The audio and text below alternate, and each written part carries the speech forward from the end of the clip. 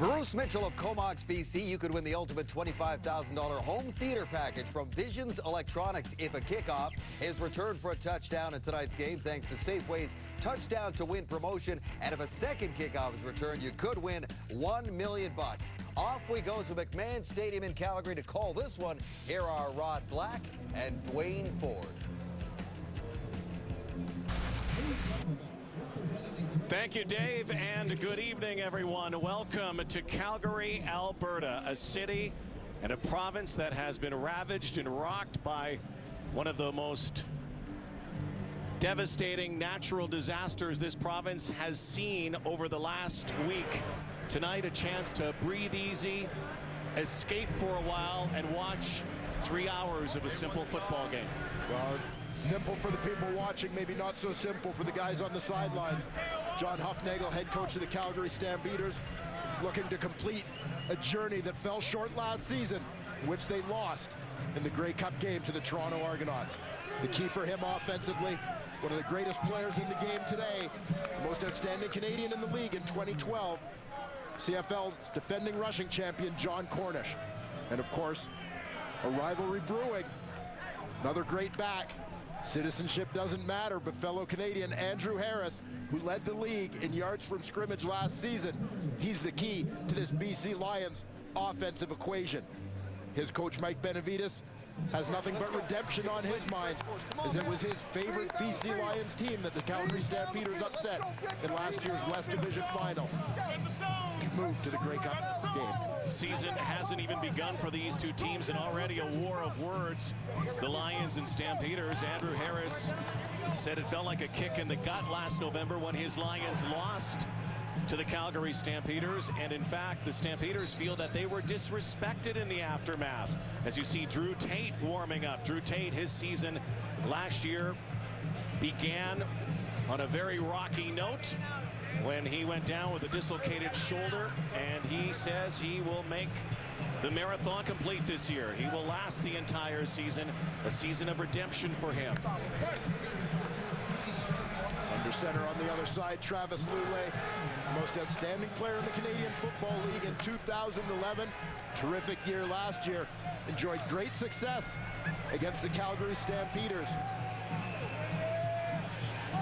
Lulay averaging just under 300 yards a game, completed 74% of his passes in 3 games against Calgary last year. Something different for the BC Lions. No Paul McCallum. Hugh O'Neill, rookie, his first kick as a professional football player out of the University of Alberta. Larry Taylor on the return, and the season is underway. 2013 for the Calgary Stampeders and the BC Lions. Drew Tate brings his offense on the field. Well, and you alluded to it, Drew Tate has been labeled as a guy who's been a little bit injury prone early in his career, missed much of last year, particularly facing the vaunted BC defense. He only saw them for a half all of last season. He's going to need to get familiar in a hurry. Of course, John Cornish, the CFL's rushing leader, he's going to see the ball a lot, and Nick Lewis, old reliable for the Stampeders.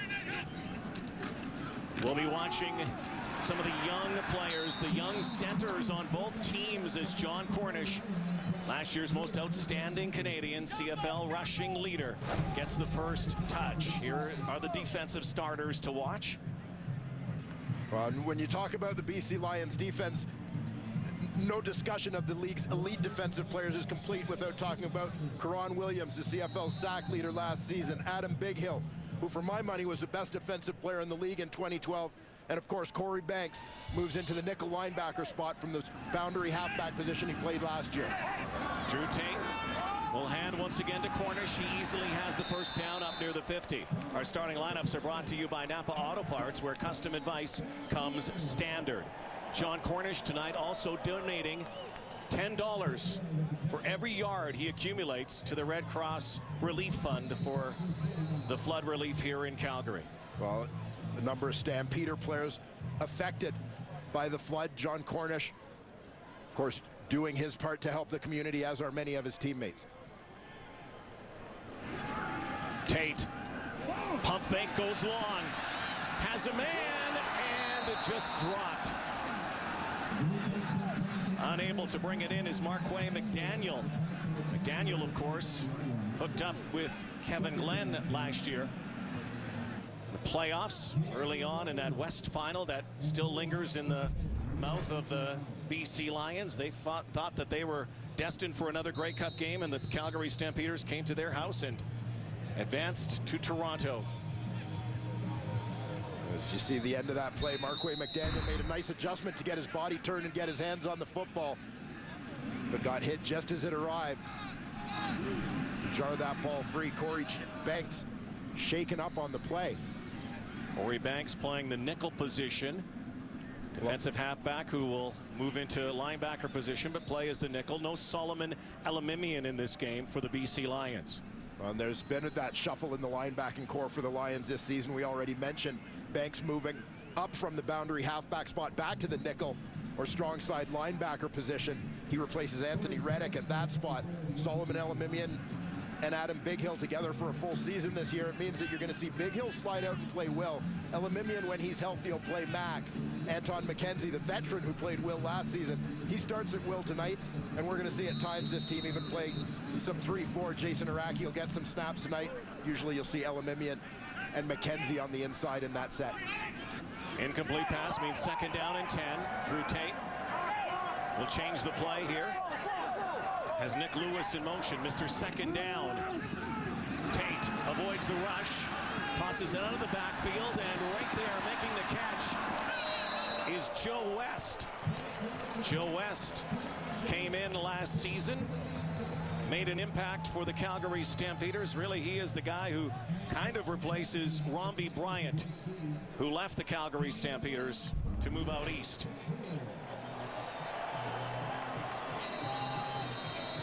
Karan Williams moving around on this play. The loop on the inside frees him up, and this is part of the BC Lions game plan, is to work some of those twists on the inside with their defensive tackles. First and 10 from the 50. Handoff again to Cornish. Jumps one, a nice hurdle there, and is finally pulled down as he drags Ryan Phillips for about 3 or 4 yards. More money to the Red Cross Relief Fund and a huge gain for John Cornish. Well, John Cornish looking like he's in mid-season form. Nice job by that offensive line. Big Dan Federkyle and fullback Rob Cote combine on the combo block on the front side. Cornish with some quick feet. Pick up that first down yardage. John Cornish broke Normie Kwong's 55-year-old record last season as a Canadian running back. 1,437 yards on the season. 3 carries so far for 38 yards. And the BC Lions forced to burn a timeout here. The Lions a little bit confused by the formation. The Stampeders bring in an extra offensive lineman in the game and also lining up with a tight end. In that formation, the right tackle, Dan Federkyle, former Calgary Dino and Indianapolis Colt, he flips from right tackle to line up as a tight end on the left side. Jim Michael Dean comes in as the right tackle. Rob Cote was at tight end beside him. But Mike Benavides, with this field position, not wanting his team to get caught in a state of confusion, calls the timeout. First and 10 from the 27 for the Stampeders. Eating up the clock here on their first drive, their first touch. And once again, bowling his way to the 20-yard line is Joe West. Had some NFL experience with New Orleans and St. Louis.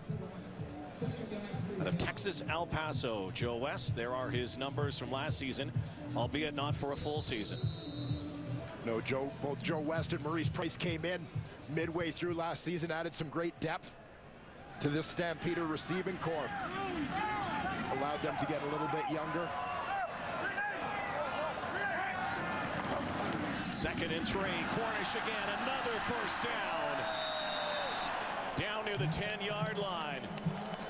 John Cornish picking up where he left off last season already.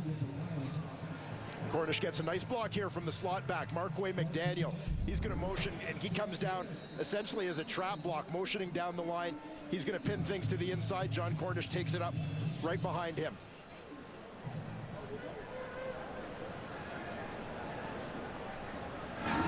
Right Nice use of the motion and execution there from the Stamps offense. Right to the red zone.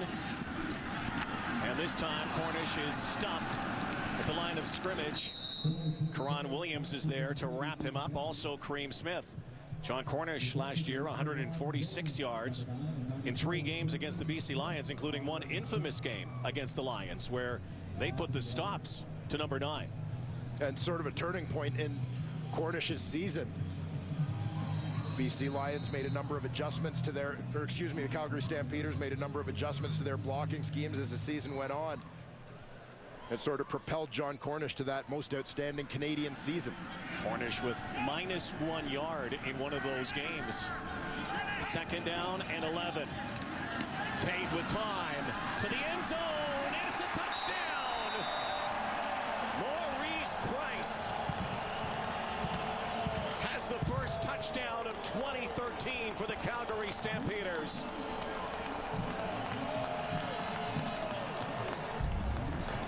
Combo route, they end up with 4 receivers out to that side of the field. Mo Price is going to sell to the outside first, and then he breaks to the post. Well-thrown ball here from Drew Tate. Going to see the flat route from the running back, Matt Walter. Pulls coverage down. Price in the back of the end zone goes down and gets it.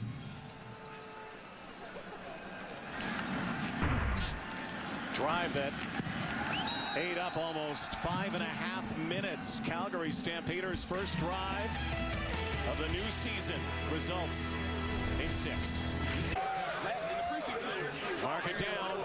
Mo Price to the end zone on the receiving end. That's the guy who threw it. Drew Tate. Shorter hair now. Hungrier heart this season, he says. Mo Price. Big part of the Calgary Stampeders' visit to the Grey Cup game last November. Big play player. Now Rene Paredes is going to kick this off. BC Lions will finally bring their offense on the field.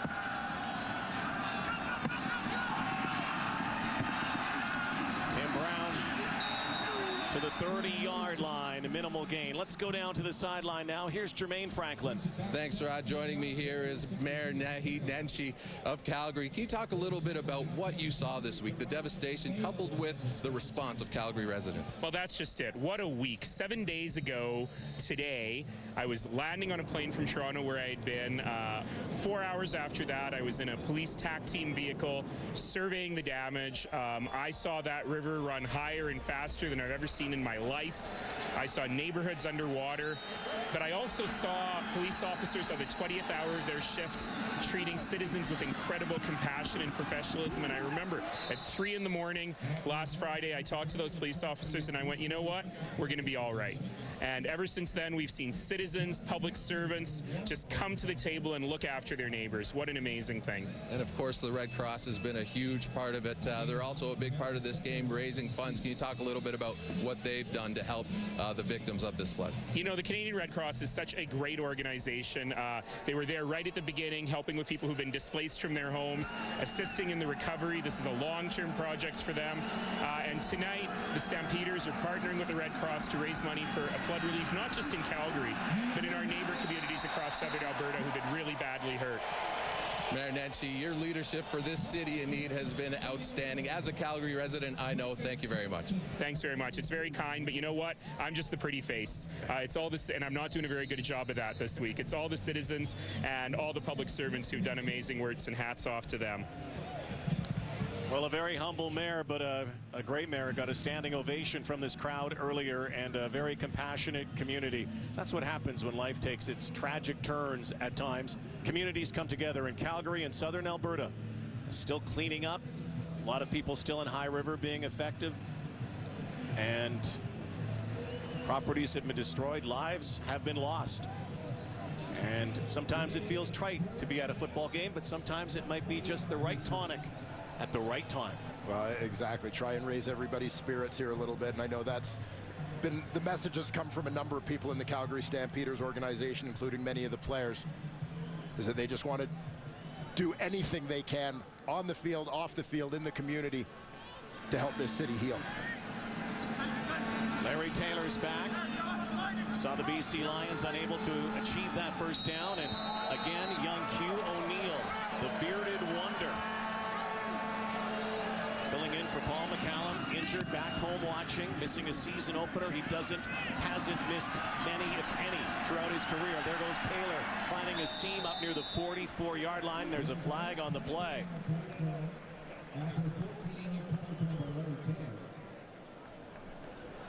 Drew Tate, who had those long locks the last couple of seasons, said it's been tough to fit that helmet on after he cut his hair. We'll come back to Calgary as Albertans continue to donate. You can donate. redcross.ca. There's the number on your screen. Help the great people of Alberta. The CFL on TSN is brought to you by Nissan. Innovation that excites. John Cornish again getting the handoff from Drew Tate. Stopped there by veteran Dante Marsh. Native of the West Coast, New Westminster, BC. Again, the most outstanding Canadian in the CFL last season. John Cornish picks up 11. Well, and you have to give a lot of credit to this Calgary offensive line, a group that has meshed quickly. One of the new faces, the center, number 69, Brett Jones, rookie straight out of the University of Regina. Won this starting center job out of camp. Doing a terrific job at the point of attack there. Something you do not see very often. Two greenhorn centers in the same game.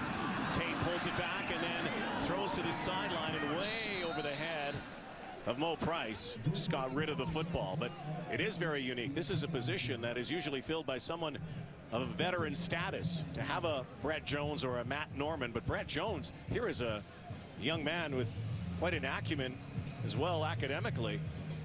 He was applying to medical school at the time as well. Well, Brett Jones' academics, his intelligence, quite frankly, is the reason why he was available. And with the number 16 pick in this draft, as a number of teams were concerned that he'd get into med school and not play.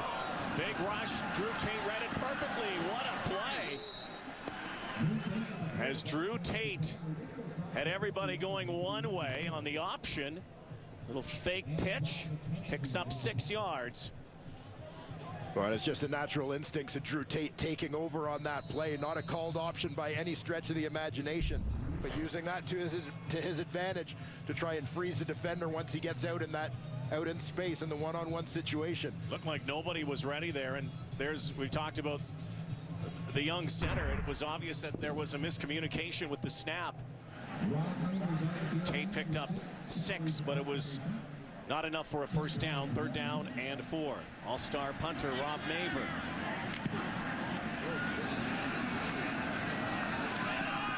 Again back to Tim Brown.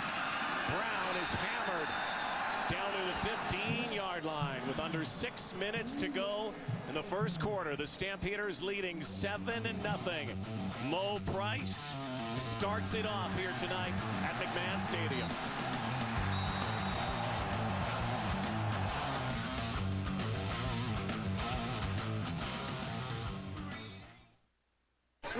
This Wendy's salad does taste like summer. It's like watching sunsets at 9 o'clock. It's like lying in a hammock. It's like... Your Wendy's salad. Thank you, Andre. It's divine. Andre? Who's Andre? Busted. Yep. Grab a taste of summer with Wendy's Berry Almond Chicken Salad. It's back with fresh strawberries and blueberries and warm grilled seasoned chicken. Does Andre like strawberries? Now that's better. And now kids meals just $2.99 after 4. Last year, you helped Pure Later Tackle Hunger raise over 1 million pounds of food for food banks across Canada. Let's keep the drive alive. Go to PureLaterTackleHunger.com to find out how you can get involved. Pure Later Tackle Hunger. Ready? Of course not. Let's go. Time, Rolling Stone, Entertainment Weekly, Chicago Sun-Times. The critics are raving. World War Z is everything you want in a summer blockbuster. Brace yourself! World War Z, now playing. This is my Nissan Pathfinder. It's unmatched fuel economy for endless possibilities. This is capability and freedom. This is intuitive all-wheel drive and amazing power. It's an easy access third row. It's safety and security. It's making unforgettable memories. These are my values. This is my Pathfinder. For the first time in a long time, we are not talking about G. Roy Simon being a threat for the BC Lions. No longer a Lion. Well, plenty of great players still to watch. You know all about Travis Lulay. Watch him on the run in this ball game. Andrew Harris, a breakout year last year.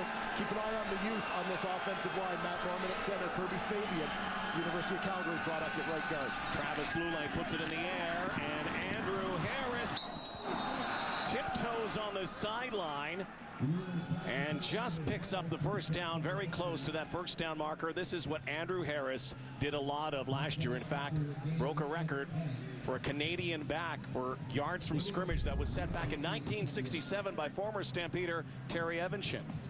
And Andrew Harris looking to have an even bigger year in 2013, figuratively and literally. He comes into camp a little bit heavier this season.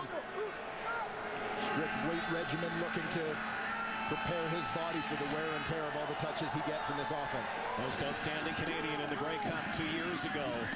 Little end around play. One thing that the BC Lions, in chatting with Mike Benavides yesterday, they want to do and they have done, it is their mantra. They spread the ball around and they are not afraid to run it down your throat. Well, no, I mean, Mike Benavides, he's a Wally Buono disciple, and I've sat in many a Wally Buono meeting where he talked about the keys to winning games being offensively, we got to run the football. Defensively, we've got to stop the run. It's as simple as that. There's a miscommunication. Calgary has it. We talked about those young centers. Travis Lulay not ready for the football. The ball comes back. It gets loose, and the Stampeders pounce. And there'll be a discussion about that on the sidelines as they try to clean things up between center and quarterback. Matt Norman.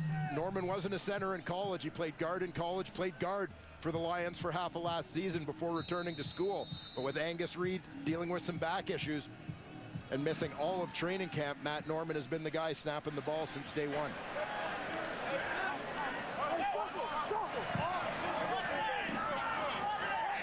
So Drew Tate brings his offense out. Cornish out of the backfield.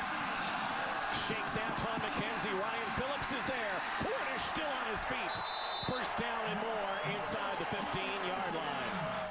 Well, the centers, the young centers, are the center of attention here tonight. Center's a different position, you know, for a guy like Matt who hadn't played it a ton. That the snap, sometimes that comes quick, and that's priority one. If you're guard and you're a split second late, that's not as big a deal. If you're the center and you're late on the count, now it's a penalty, right? So you could just see just little things like that he improved, and you know, obviously he'll continue to improve as we go along. But he gives us good reason to believe, you know, that I'll have good protection up front. Tate, end zone, overthrows, overshot Mo Price. Same kind of vicinity as last time they connected. So that's a bad snap for both young centers now on both sides. Brett Jones, in that time, more egregious was Matt Norman. Yeah, it's tough. It's not easy. There are going to be growing pains, absolutely, for these two teams as they have some new faces there. We take another look at this one. Snap comes, looks like it came before. Lulay was prepared, also coming in a little bit low, making it hard to handle for the quarterback. Juwan Simpson, the fumble recovery. Second down, Tate to the corner, and is it caught? It is a touchdown. Oh, Joe West hauls it in, a beauty. West paid the price for that one as he ends up on the asphalt beyond that corner, but an outstanding effort to come up with that football, fighting off the defender, the veteran Dante Marsh on the play. Joe West easily brings it in and then goes sliding on the concrete. The Stampeders off to a roaring start here tonight. Points off that fumble. Have to win that turnover battle. It's talked about constantly. Rene Paredes adds the point after. Stampeders found the end zone twice here tonight. The horse has had a couple of gallops. 14-0. The CFL on TSN is brought to you by Wendy's Berry Almond Chicken Salad. Wendy's, now that's better. 3:18 to go, opening quarter. No, he turned this way and then he came back. Battle of these West rivals, and Joe West has found the end zone. Drew Tate has looked awfully good so far. So too the Stampeders offensively. 14-zip. Ball lands in the gloves of Tim Brown. Brown shakes one way, goes the other up near the 28-yard line. Good coverage downfield again from the Stampeders special unit. This is a real simple play that accounts for the touchdown. Joe West basically just going to run a fade route. He's got to get to the outside of the defender, Dante Marsh, on this play. Drew Tate's going to put it up, and he needs West to get up and make a play. Slight little push off there from the receiver. And the hand fight with the defender. Makes a tremendous catch to get the feet down. Saw Josh Bell, number 6. Makes his presence felt in that secondary this season for BC. Only 2 games played in 2012. Lulay, quick hitter, but cannot find the intended target, Courtney Taylor. We'll take a moment to look at a few guys to watch on defense for the Calgary Stampeders. Charleston Hughes, 11 sacks last season, 2nd in the Canadian Football League, 5 forced fumbles. He is a force to be reckoned with. Malik Jackson, 57 tackles last season from his weak side linebacker position. And keep an eye on Demetrius Morley at free safety. Limited to just 2 games last year, he gives them a more physical presence on the back end. 2nd down again. Team that was the best in the CFL at converting on 2nd down last season needs to and can't again. These BC Lions having difficulty coming out of the chute so far here tonight. Well, the Calgary Stampeders maybe pulling a little bit of emotion from the fans, from the city here to start this ball game. Getting off to a quick start on both sides of the ball. Here's Emmanuel Arsenault returns to the BC Lions. Couple seasons away, trying to find employment in the NFL. There's Larry Taylor again. Hugh O'Neill. High snap. He's going to have to eat it. Kicks it through the end zone for the safety. And trouble so far here tonight for the BC Lions and the guys who snap the football. Well, Tim Kronk, former fullback out of Bishops, the long snapper for the BC Lions. Lets his hips come up, ball sails high. Hugh O'Neill, maybe his first CFL game, but a good heads-up play from the kicker. Avoid taking a hit, secure the ball, take that safety, do what you got to do. Kronk knows his bad. So Hugh O'Neill from the University of Alberta, 2nd round pick back in 2011 for the Eskimos. Trying to find employment the last couple of seasons, been on practice roster, but comes to BC, he was going to be playing regardless if Paul McCallum was in the lineup. They were going to use 2 kickers this season, O'Neill for punts at times for distance and also for kickoffs, and Paul McCallum for field goals and placement punting. Well, recognizing that at some point there has to be a transition. When you have a guy like Paul McCallum, 43 years old, you know, eventually you're going to need to replace him, and that's why the BC Lions targeted Hugh O'Neill as a guy that they desperately wanted in that 2011 draft. Fortunately, Paul McCallum has continued to play at a high level. They didn't have to rush O'Neill along, but the time has come to get the young man a little bit of playing time one way or another here. Again, Larry Taylor has some room here. Looking for the sideline, and he brings it up near the 41-yard line. Good return. And so far, momentum has been with the Calgary Stampeders since the beginning of this game here tonight. 2 minutes to go, opening quarter.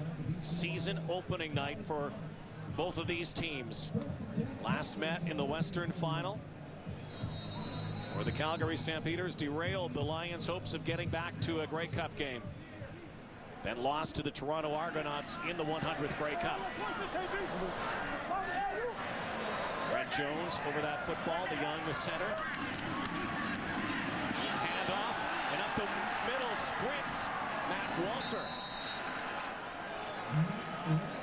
Matt Walter gets a touch here. Former Calgary Dino, in fact, their all-time rusher. Oh, Matt Walter gets a gaping hole carved out by this offensive line. Walter, he's going to take the role of that second running back. Nice push here from the center, Brett Jones. Right guard Dimitri Zumpas seals off Eric Taylor the other way. Nothing but space for Walter, who averaged over 7 yards a carry in spot duty last year. That one was for 16. Lots of motion on that play. Nick Lewis, his first catch of 2013. Nick Lewis coming off a typical Nick Lewis year. 100 catches, over 1,200 yards. Yeah, 9th consecutive 1,000-yard season for Nick Lewis. The longest streak of its kind in the Canadian Football League. Geroy Simon, due to injuries, fell short of the 1,000-yard plateau in 2012. I asked Drew Tate yesterday, you know what does Nick Lewis say? He says, feed me the ball. That one's a floater. That was up for grabs and almost potentially picked off that time by J.R. LaRose. Ryan Phillips there too, but J.R. LaRose is back at safety for the BC Lions. Koshi Mwamba had that spot last season. Well, and that one tipped at the line of scrimmage just after Drew Tate released it, affecting the trajectory of that football. Big Eric Taylor, number 79, gets a big right paw on it. J.R. LaRose nearly benefits with a turnover for the Leos. Could be the final play here as Rod Neighbor tries to send it down to Tim Brown. Clock ticks down. We'll get one more play. It looks like actually the stadium clock ticks down. That could be it for the first quarter. What a quarter. What a start for the Calgary Stampeders. 2 touchdowns and a safety touch. 16-0 for the hometown Stamps. Calgary Stampeders off and running and throwing here tonight. Look at the yardage difference right here. 152 yards difference. The BC Lions -5 total yards, something you don't see every day. Well, controlling the ball, controlling the line of scrimmage is exactly what the Calgary Stampeders are doing particularly well offensively. When you talk about BC's defense, you think about that defensive line. I mean, that's the strength of that unit. They get great pressure, 4-man rush, and so on.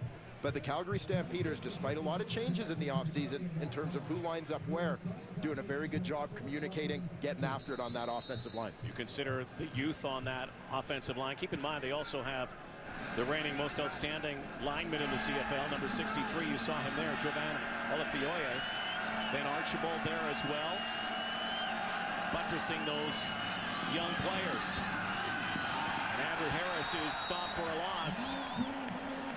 Brandon Smith crouched into that backfield and was able to lock down number 33. Well, pressure from the secondary. They had a safety blitz called. Demetrius Morley was down at the line of scrimmage. He was coming from the front side on that. And then Brandon Smith, always good in run support for the Stamps, steps up and Morley gave chase. Right now, -8 in total yardage in this game for the BC Lions. Another loss there. 2nd down and 13. Trouble getting their footing here tonight. Lule, deep drop, now goes over the top, and penalty flags fly. Courtney Taylor was the intended target, but an overthrow that time, and it looks like this is going to go against the Calgary Stampeders, and it will move the football.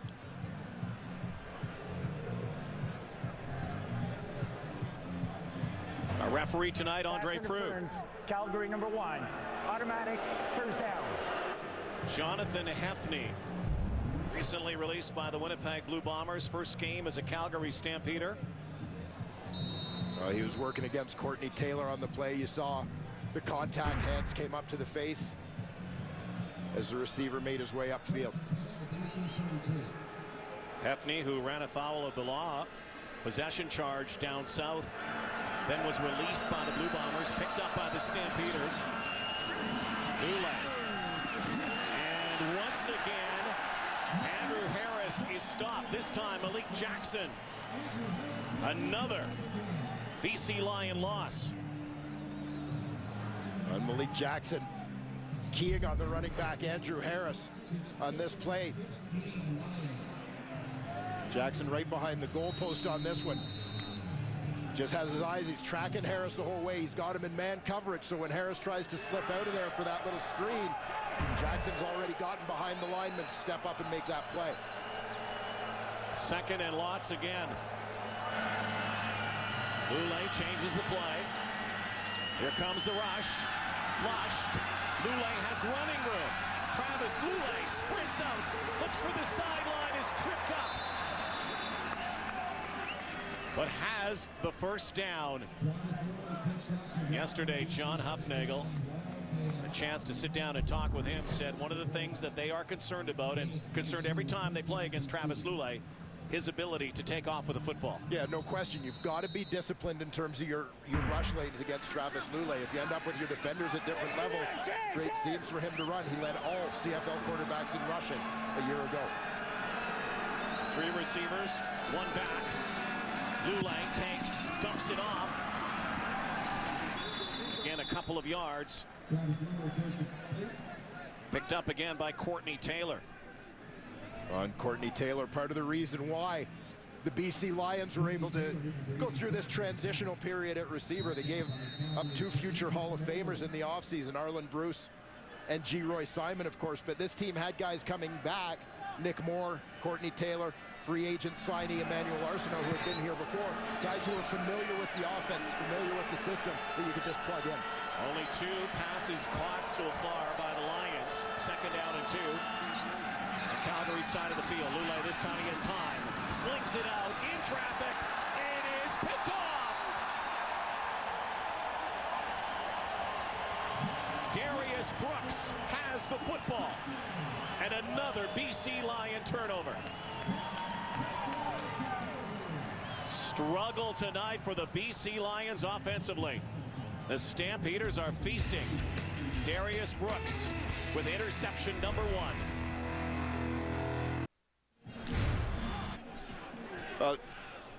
Charleston Hughes is going to come on a loop, but it's really nothing fancy that gets the job done here. It's just Sean Lemon on a straight rush, beats the left tackle, Ben Archibald, to get in the face of Travis Lulay under pressure. The result is an inaccurate throw from the quarterback. Couldn't step up, so he couldn't get the distance he needed on it. Sean Lemon, a key acquisition for the Calgary Stampeders. John Cornish figuring prominently here tonight. Lemon, sack leader with the Edmonton Eskimos. Release there comes down to Calgary, makes Stevie Baggs expendable. In what John Huffnagel described as one of the toughest cuts he had to make on deadline day. 2nd and 9 for Drew Tate. Here comes the rush. Fires over the middle. Nick Lewis, big gainer. Fumbled the football. BC has it.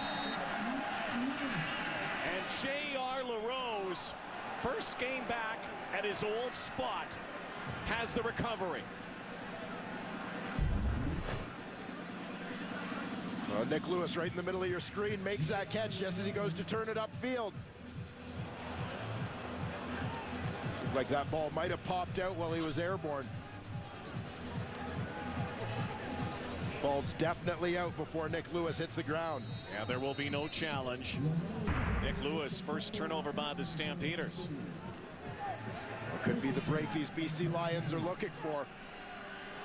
Getting the ball just inside Stampeder territory. Lions just have no rhythm offensively so far here. Lulay in shotgun. Now goes over the top. Wide open man. He's got it. And he'll score. Welcome back to the CFL, Emmanuel Arsenault.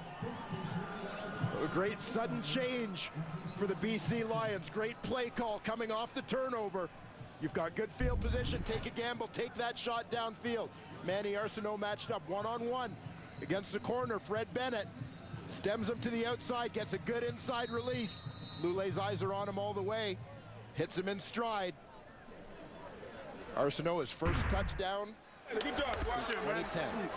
When he left after that to the NFL, played a game with the Minnesota Vikings. Had to also tack on with the New York Jets. That ball is live on a missed point after.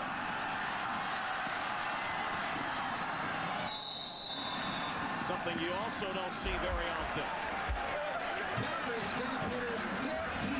BC Lions having all sorts of issues between snapper, holder, kicker. And this is all new to them. Remember, Mike Riley used to do the holding as well. Paul McCallum normally did the kicks and the point afters, has never missed one. Hugh O'Neill misses this one. The Lions are on the board. Manny Arsenault back in a familiar uniform with a familiar number and familiar territory, the end zone. Lions on the board, but they didn't get the point after. We always think those things are automatic. Let's go, baby. Not so automatic when you've got different personnel in there. Their first game operating together. Larry Taylor brings it up near the 37-yard line. This one is on backup quarterback, new holder Thomas DeMarco. Yeah, the snap got back there from Tim Cronk. You'll see the laces will be facing the kicker, Hugh O'Neill. DeMarco recognizes that and flinches. He kind of lifts the ball as he wants to spin it at the last second, but it's too late. Causes O'Neill to miss-hit the football. And we saw the end result, the missed PAT. That has to be one of the best beards in sport. No question about that. ZZ Top meets Ryan Wilson. There's the pitch to Cornish. Has a seam. Turns up near the 52-yard line. Another big gain for John Cornish. 15-yard pickup. And Stamps do a nice job of using the formation to help get John Cornish to the outside here, offsetting him from the quarterback a little bit. So it's kind of like Cornish gets a jump start on this toss. He's already outflanking half those defenders he's got outrun. It's a nice pin block to the inside from Nick Lewis as usual. And it's all downhill for Cornish on the play. Already Cornish tonight, 73 yards on 8 carries. Tate, hot read, fires to Mo Price, first down. Brought down by Cord Parks, new cornerback for the BC Lions. No surprise to see Mo Price playing a big role in the Stampeders' offensive game plan here. Price, 3 career 100-yard games, 2 of them coming against BC last season, including one in that West Final. Price goes back in the setting sun. Far side of the field. And operating against Cord Parks this time. The handoff to Cornish again. Butts heads with J.R. LaRose, but so far the BC Lions have no answer for John Cornish. Well, one of the things BC has to do is have a little bit better recognition. When you see the fullback Rob Cote come out and line up as a wideout, you might kind of think something's up. Cote's on the line. He's going to motion down, and then he's got that log block to pin a man inside. He gets the linebacker, seals that edge, helps Cornish get the corner on the play. You have to be aware certain formations should be a key to what might be coming. First and 10 from the BC 33-yard line. Tate again, another quick hitter. Marquay McDaniel brought down, and a horse collar tackle will be called against Josh Bell. Again, Bell only 2 games last year, inserted now as a starter in the Lions secondary. Josh Bell, former Green Bay Packer, spent all of last season on the 46-man roster, but frequently a healthy scratch for the Lions. He moves into that spot of Corey Banks. Horse collar tackle. BC number 27, after distance to the goal, automatic first down. That is a huge penalty. Moves it down near the 10-yard line. Here is the tackle again. That's the horse collar tackle. Called as you grab someone from behind. Very dangerous. Just a reaction on the part of Josh Bell as he's trying to fight off the pressure of the straight arm coming from the receiver. He's grabbing anything he can to avoid falling off McDaniel. Cornish in the backfield again with Tate. Play action. Nick Lewis bobbles it, hangs on, and then charges forward near the 5-yard line. Now you see the time that Drew Tate gets as a result of that play action fake, strictly because of the success that they've had running the football to John Cornish. A simple fake to Cornish freezes the entire defense, that rush upfield.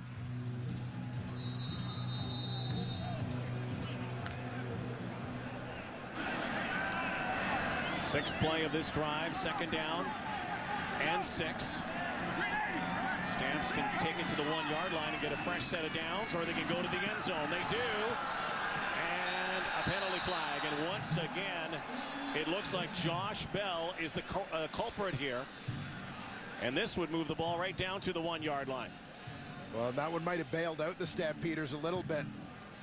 Drew Tate looked like he threw that one earlier than he wanted to. Pass interference. BC number 6. Foul curtain goal. The ball will be placed on the 1-yard line. Automatic first down. So far, a very auspicious debut as a starter for Josh Bell. Watch the receiver, Joe West. Bell picks him up as the two receivers cross. A half step behind him, he got a hand on him. As to how much that really affected the receiver, I think is debatable. So now 1st and goal. Bo Levi Mitchell in. John Cornish, 13 touchdowns last year. There's number 1 of 2013. The Stampeder front made that look way too easy. On a drive made way too easy by a couple of penalties. Calgary Stampeders in an emotional game tonight here in their home city. Riding emotion and riding high right now. That was like butter.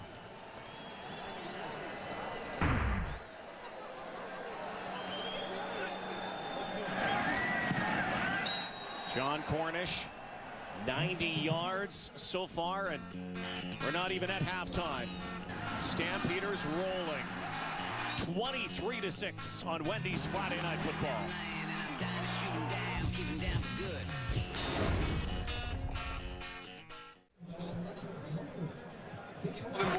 Everybody that has been affected by the floods, that one's for y'all. Touchdown dedicated to those affected in southern Alberta. 90 yards on the ground.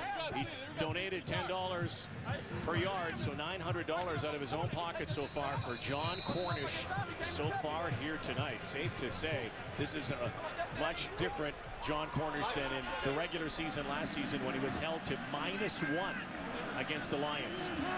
A slow start last year, but he's picking up right where he left off at the end of the season. Tim Brown picking his way and will go sideways. Dropped right there. Carl McCartney dragging him down. Let's take another look at the touchdown. Well, and a great job here on the double team. On the left edge, fullback Rob Cote, left tackle Stanley Bryant. They're responsible for those two defenders. They managed to swallow up both of them just by staying on the defensive linemen, making the job of John Cornish very, very easy. Under 6 to go. Plenty of time, though, for the Lions to try to get some footing here tonight at McMahon Stadium. Scored once. They need a lot more here. Long toss down the sideline and almost a juggling catch made again by Manny Arsenault, quickly becoming a target for Travis Lulay. Lulay did not get a lot of time with Manny Arsenault as a backup a couple of seasons ago before Arsenault left. And of course, Travis Lulay has had Geroy Simon the last couple of seasons and has had Arland Bruce. They're no longer here. No, you're going to see a different BC Lions offense where it might get to the end of the year and you'll see the top 3 or even top 5 receivers with very similar numbers in terms of catches. They don't want defenses able to key on one guy the way they had started to do with Geroy. Their leading receiver, Sean Gore, has yet to catch a pass tonight. That time, Nick Moore gathers it in. 6 yards, but short of the first down, and once again, the kick team will come out. A year ago, Nick Moore, Courtney Taylor, and Ernest Jackson were all on the practice roster for the BC Lions, playing behind Geroy Simon and Arland Bruce, and now they're all prominent figures in their offense. Well, it's all something according to plan. You prepare for that transition, develop those guys. Hugh O'Neill, this time almost had it blocked. Last time it went over his head. Larry Taylor shimmies Ruiz shakes to the 50-yard line. Good field position again for the Stampeders. 4.5 to go. Tomorrow we continue to bring you MLS on TSN action. Salt Lake and Toronto. TFC tomorrow. Live coverage gets underway at 1 Eastern, 10 a.m. Pacific on TSN 2. Beautiful night for football here in Calgary. Great weather. Much better than they've had over the last week. Floodwaters here starting to recede. They'll try to bounce back, clean up their lives. Direct snap that time to Cornish, but that was read perfectly by Corey Banks. Well, Corey Banks, one of the smartest defenders in the Canadian Football League over the course of his career. Great instinctive player. And as he's proven, moving back and forth between the linebacking core and the secondary, certainly one of the most versatile as well. Loss of 3 on the play, so 2nd down and 13 for the Stampeders. They have owned this first half.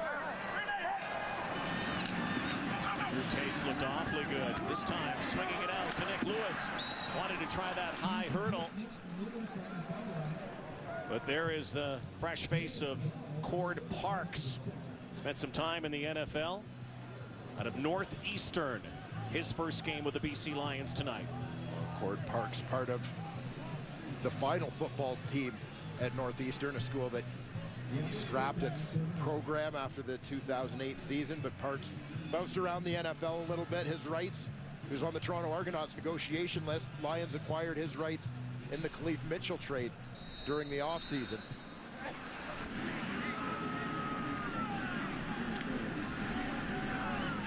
Cord Parks also worked out a lot with Corey Banks in the offseason down in Atlanta, Georgia. Rob Maver looking to angle this a bit. It's a line drive, bouncing. Tim Brown's going to have to give up one here. Good decision by Tim Brown to take the field position. The point, obviously, with this kind of deficit for BC, not as important as putting yourself in a better position to try and move the football offensively.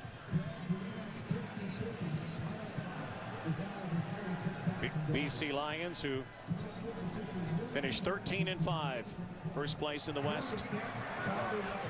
Stampeders 12-6 last year, second place. And the big strength for the BC Lions, their defense last year allowed 17.3 points a game last season. First 25 minutes here tonight, the defense has allowed 21 points, 21 of the 23. 24 points scored by the Stamps in this ballgame. Turnovers have also been a real issue as Lule has one play. Straight arm here, and he's dropped. Charleston Hughes chases down Travis Lule. 3-minute warning before halftime. Stampeders all over the BC Lions.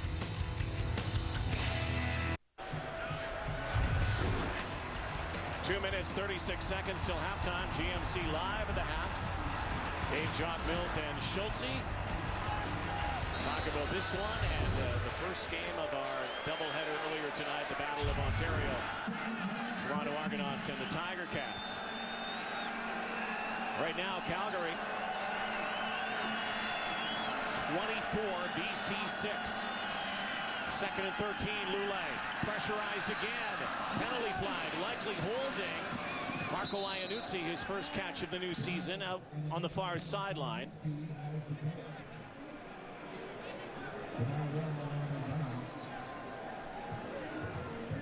But this will be coming back.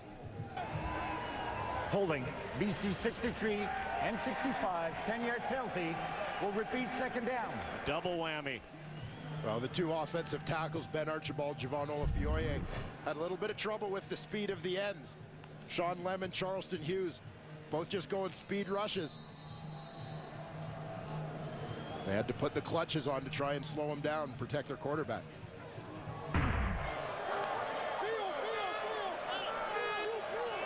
Second and a whole lot. 2nd and 23. Lille's going to have to air it out. Here's the rush again. Fires, and again almost picked off. Eric Fraser, Canadian free safety right there, but couldn't bring it in. So far, the BC Lions, who have lived by protecting the football, particularly last season, set a record for least amount of turnovers for the last 60 years in the CFL, but already tonight have been throwing it to a lot of red jerseys, have been coughing up the football. Something we're not used to. No, definitely not. A lot of their success based on playing relatively error-free football, and there's been no shortage of miscues for BC in this ballgame. O'Neill, high snap again. Good leg, though. Now Larry Taylor trying to kick it outside. He does. He's got room. Taylor down near the 30-yard line. And another horse collar tackle penalty will drive this even deeper into BC territory. 32-yard romp by Larry Taylor. The speed of Larry Taylor on that play, like he was shot out of a cannon. Major foul, unnecessary roughness, horse collar tackle. BC number 46, half the distance to the goal, automatic first down. Rolly Lumbala thinks he's got an angle on Larry Taylor and then realizes just how fast number 2 in red is. That's why he ends up in the position where he's grabbing the back of the jersey for the horse collar tackle. In the middle, watch for number 27, Jeff Hecht. He's tied up with Sean Gore on the play. Looked like he might have taken Gore's knee to the midsection just as the two of them landed. They don't make him much tougher than Jeff Hecht. No. Guy who started St. Mary's University on the East Coast, undrafted, went to the Montreal Alouettes. Mark Trestman, the former coach there with Montreal, raved about Jeff Hecht when he was there, and John Huffnagel is doing the same here in Calgary. He says this guy does one thing, plays football. Yeah, I mean, he's one of the hardest workers on this team. It's made him very popular, very well respected among his teammates. There's nothing Jeff Hecht does at half speed. Guy who also played some junior football up in Edmonton with the junior Wildcats. So the Stampeders can really put their foot on the throats of the Lions here. Tate, pump fake. West is there and almost picked off. Very close, and the BC Lions need something like that right now, particularly with the clock winding down in this first half. Well, really, that is a great play in terms of the range, the reaction by the free safety, J.R. LaRose. They need him to come down with this football. J.R. LaRose spent 4 years in Edmonton, has spent 4 years in BC, has had some time at safety, has never had a CFL interception. Almost had number 1 there. 2nd and 10. Again inside the red zone. Tate looking and zone. Oh, what a catch and a touchdown again. Joe West has done it again.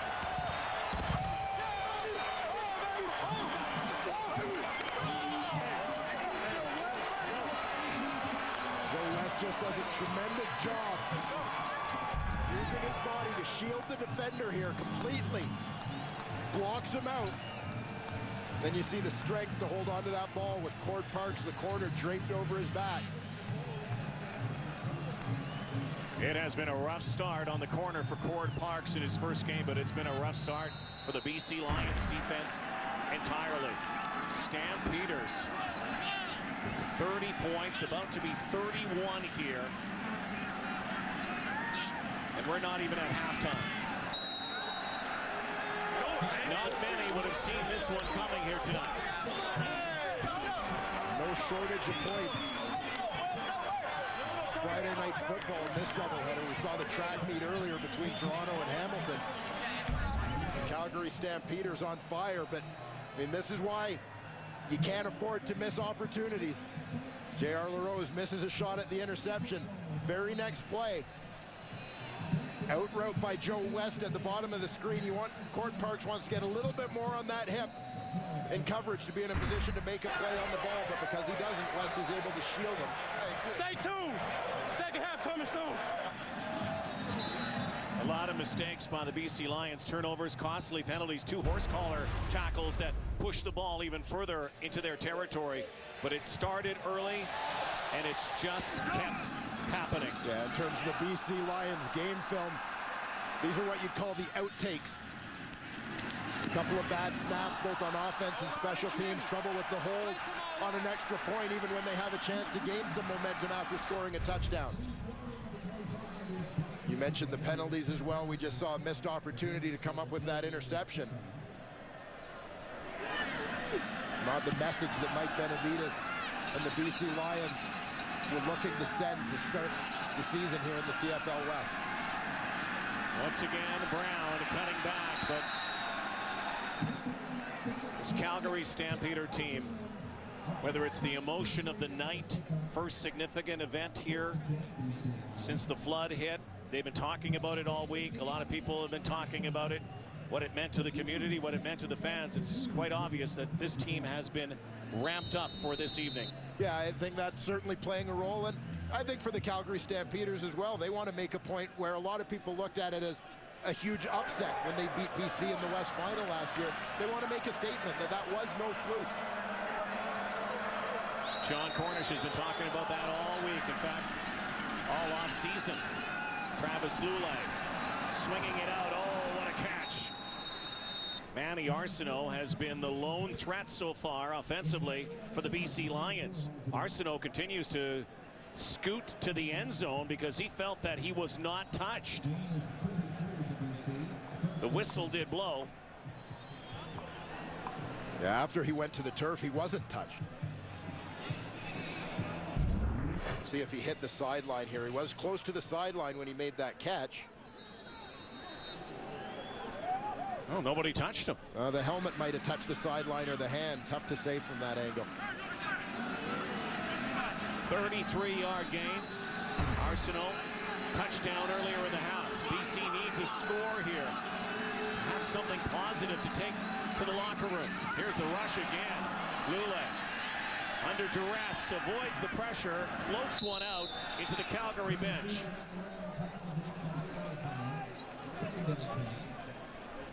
Well, what the BC Lions need on this play, and this is a little bit of that inexperience showing in the receiving corps. So they failed to pick up that blitz, but another look back at that catch from Arsenault. Did he touch? He didn't appear to be touched. Well, maybe that hand right there. But well, the whistle had gone by that point. Yeah.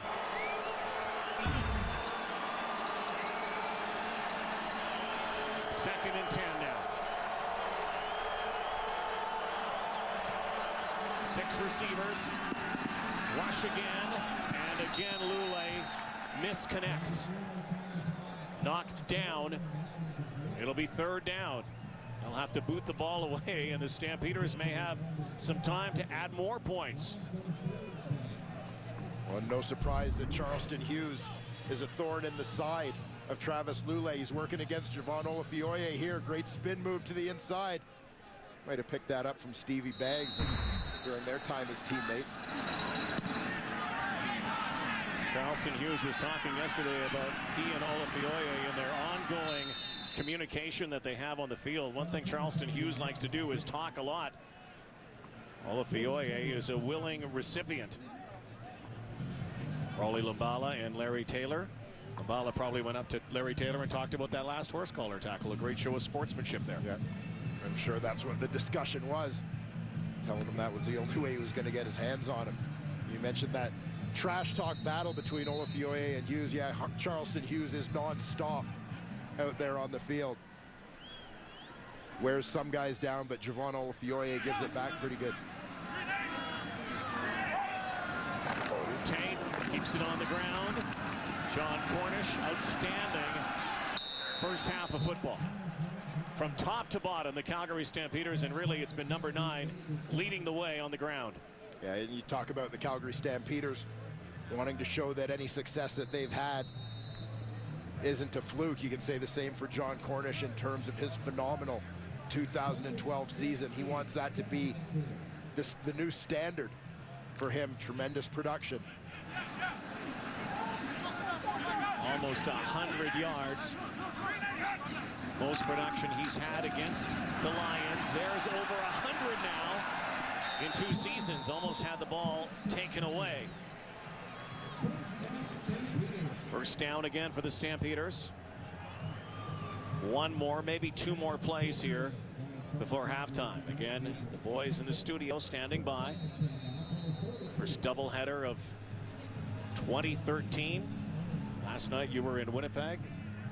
Rousing start to the season. Quite a game last night. Montreal Alouettes winning. Look at Cornish's numbers. And that will do it. 31-6 Calgary. Wow. GMC live at the half. Coming your way right now. Here's Dave Randorf. Thanks, Rod. Well, as you guys have been mentioning, nobody saw this one coming. The BC Lions, statistically, the best defense in the league last year by far, allowing under 20 points a game, and they've already allowed 31 tonight at the half, 31-6. Time now for the coach's playbook with Paul LaPolice, and for that, we're going to go back to game 1 of our doubleheader. A fabulous game in Toronto tonight. 39-34 was the final. Toronto over Hamilton. Came down to the last play, and the coach and one of our receivers are going to agree to disagree. Here's the playbook. Coach's Playbook is brought to you by GMC. We are professional grade.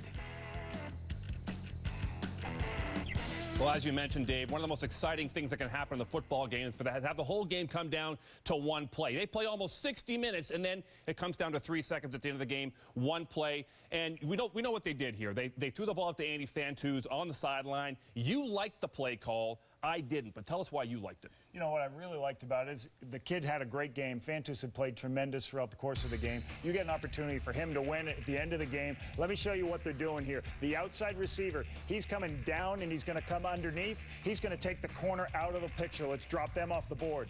Okay, now we have Fantuz and Khalil Carter now. Now they're in a one-on-one matchup. Andy has all the width of the field to widen out. Henry spots the ball outside. I like the no call. They just don't connect on the pass. I really thought it was a good call, good opportunity for him. Well, my problem with it, Lapo, is very simple. Is that I hate to see a game come down to 1 guy.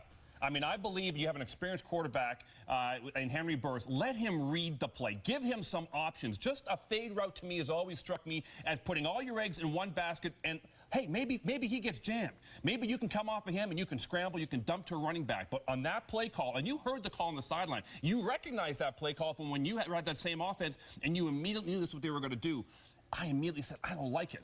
Well, here's what I like. You're putting your eggs in your basket. It's a pretty good basket. Andy Fantuz played pretty well. I used to call this with Milt Stiegel all the time. I should have had him standing here next to me, right? Because he loved that call because he won the ball. And you got guys who are good versus press coverage. Give them a chance to play. And you know what Milt said? He runs a whole lot faster than Andy Fantuz. He probably said that. I'm sure he did. But I like the matchup. I like the size. I just prefer it on first down than decide the football game. But you know what? At the end of the day, it was a great, hard-fought victory by the Argos. And if it worked, you probably like it a little bit more, right? That's true. That's true. That's Coach's Playbook. Back to you, Dave.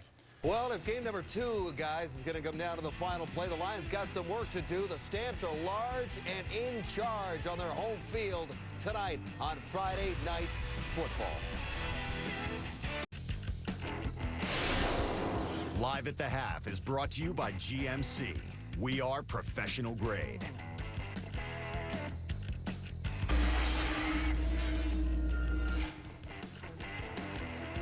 All right, back with Schultze, Milt, and Jock. Time to go around the horn with 3 downs. Boys, the guys in the coach's playbook alluded to that great game in Toronto earlier tonight. It was full of big plays.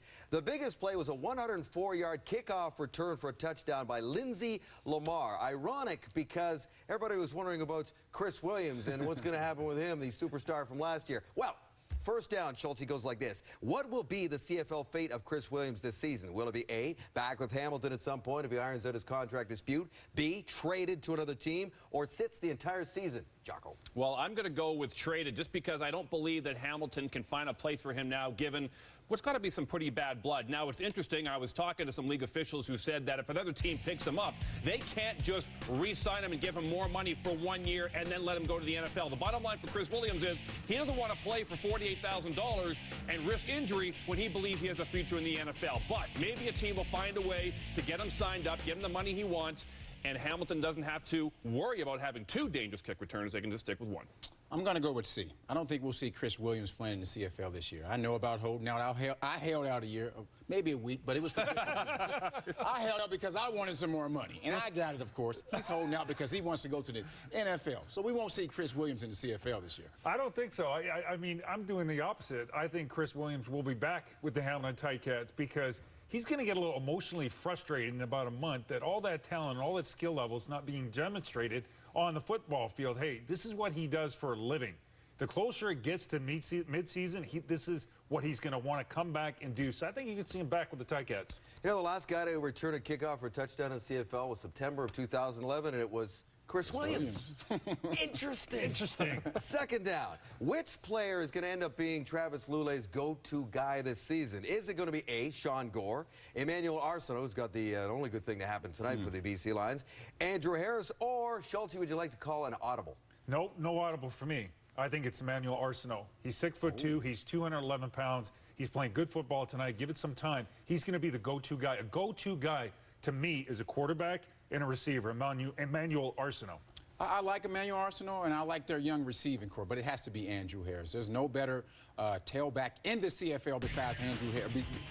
But Andrew Harris. He's great out of the backfield, but he's even better with the ball in his hand, and he can even return punts and kickoff if need be. So Andrew Harris is my guy. Jago. I am going to call an audible, and those aren't bad choices, but there's something about Nick Moore that tells me that he is going to be someone that Travis Lulay is going to lean on. And we saw it last week in the preseason game. He was going to him time and time again. I think that Nick Moore needs to improve his consistency catching the football, but he's a great route runner. He's got lots of speed, lots of athletic ability. I like Nick Moore to be Travis's #1 guy. It is the long weekend, boys, and in honor of Canada Day, third down is what current Canadian would you start to build your team around? Would it be New Westminster, BC's John Cornish, Winnipeg's Andrew Harris, Richmond, BC's Shea Emery, or Jocko? How about an audible? No, this is an easy one for me, and that's John Cornish. I mean, all you have to do, I can start rattling off stats in terms of what he's done in his career so far, but just look at what he's done in this half of football. He is a phenomenal football player. He is the sort of guy that you could build your entire football team around, John Cornish. Liking Andrew Harris once again. Not just because he's from Winnipeg and I love Winnipeg, but he's a great player. Last year was his first year being a full-time starter, and you see what he did. All-time purpose yards record for a Canadian. He's a great player, great person, Andrew Harris. Well, I'm influenced by those two, and I'm influenced by Shea Emery, but I'm going to have the audible and go with Enoch Mwamba, middle linebacker for the Winnipeg Blue Bombers. You can build a defense around a quality middle linebacker. This young man has made strides in the last 2 years that has been nothing short of remarkable. Enoch Mwamba, a name to remember, #10. Flying around last night for the Winnipeg Blue Bombers, playing with his brother, Coachy, on the same defense in Winnipeg as well. Great Canadian story. That is 3 downs, and John Cornish and the Stamps are running wild tonight.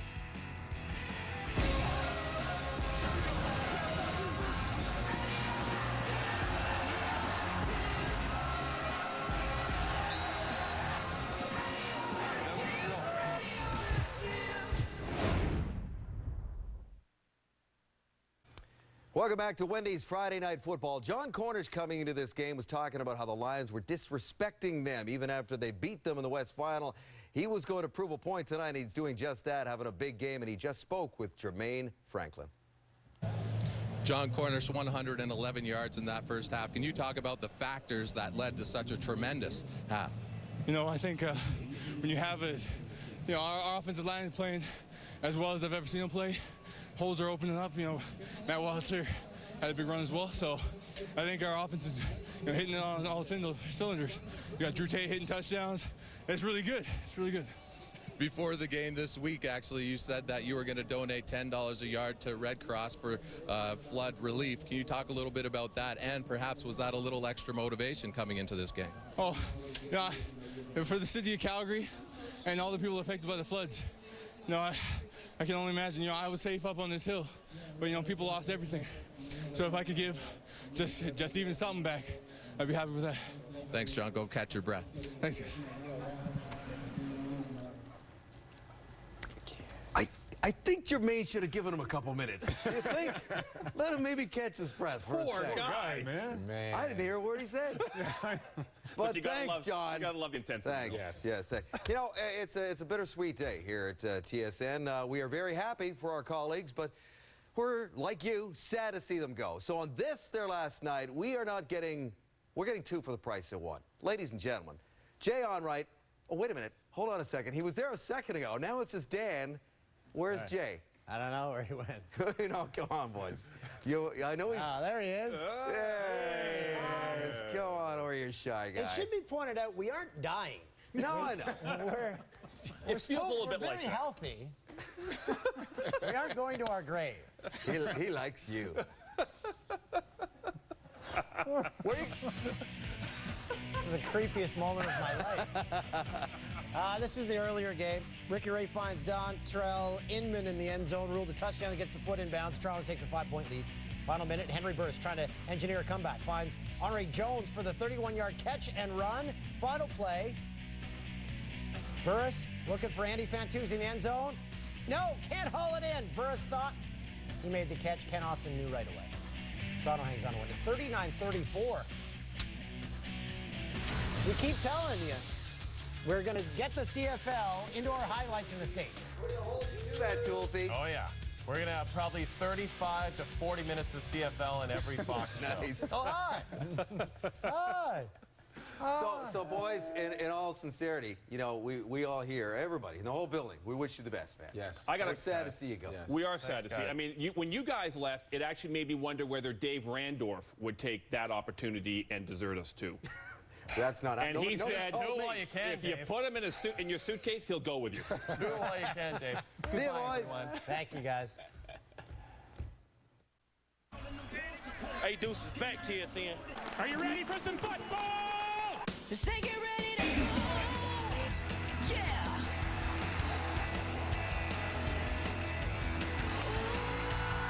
It's Friday night, you know.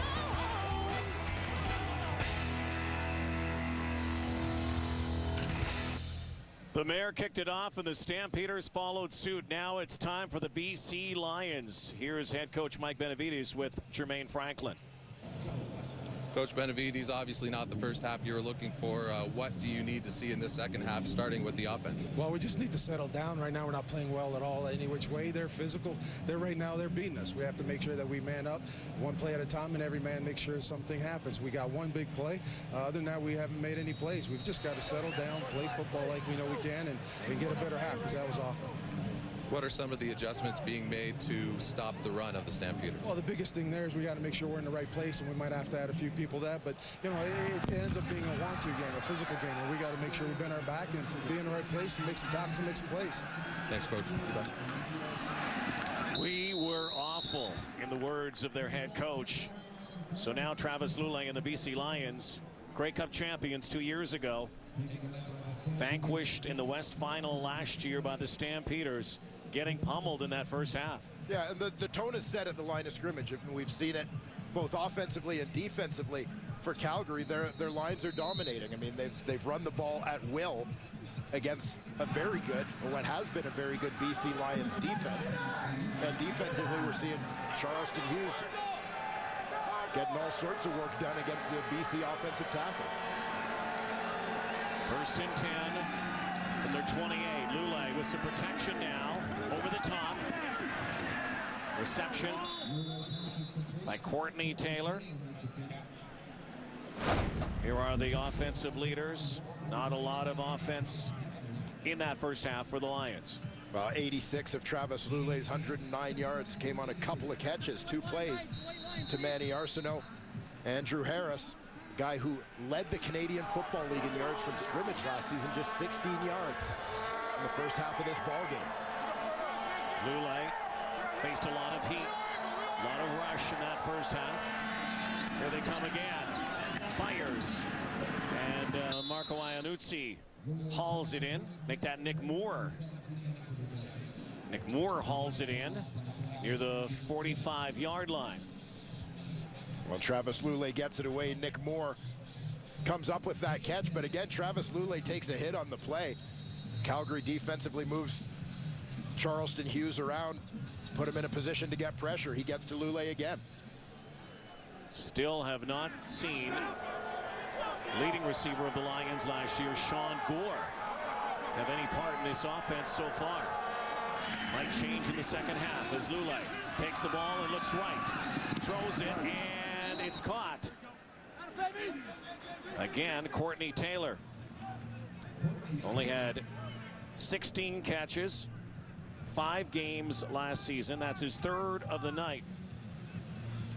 Just a good read through his progressions there from Travis Lulay. He's going to have Rolly Lambala, the fullback, is going to go at one level, and then he's going to get Courtney Taylor a little bit deeper on the out as option number 2 as he rolls through there. Gets through his reads, delivers the throw. Lions finally moving the football a little bit. Former Auburn Tiger, Courtney Taylor. Now Lulay, kill shot down the sideline. Looking for the speedster again, Emmanuel Arsenault. You can very clearly see the role in which the BC Lions envision Emmanuel Arsenault in this offense. He's the deep threat as they've hit a couple of strikes to him, also missed a couple of shots as well.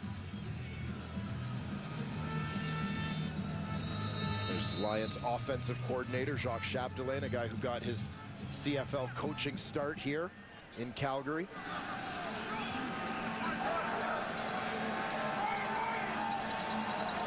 Second and 10 now. Just inside Calgary territory. Lulay flushed out again. Throws it on the run. And there's Sean Gore with his first catch of the night. Very close to the first down marker. It is a first down, BC. Sean Gore, Toronto native, product of Bishop's University. He's been around that 600-yard mark each of the last 2 seasons. Lions are really looking for him to break through here in 2013. Guy who's got all the physical tools, all the skills to be a dominant receiver in this league. Travis Lulay ups his percentage coming out of the gate here in the second half. 4 of 5.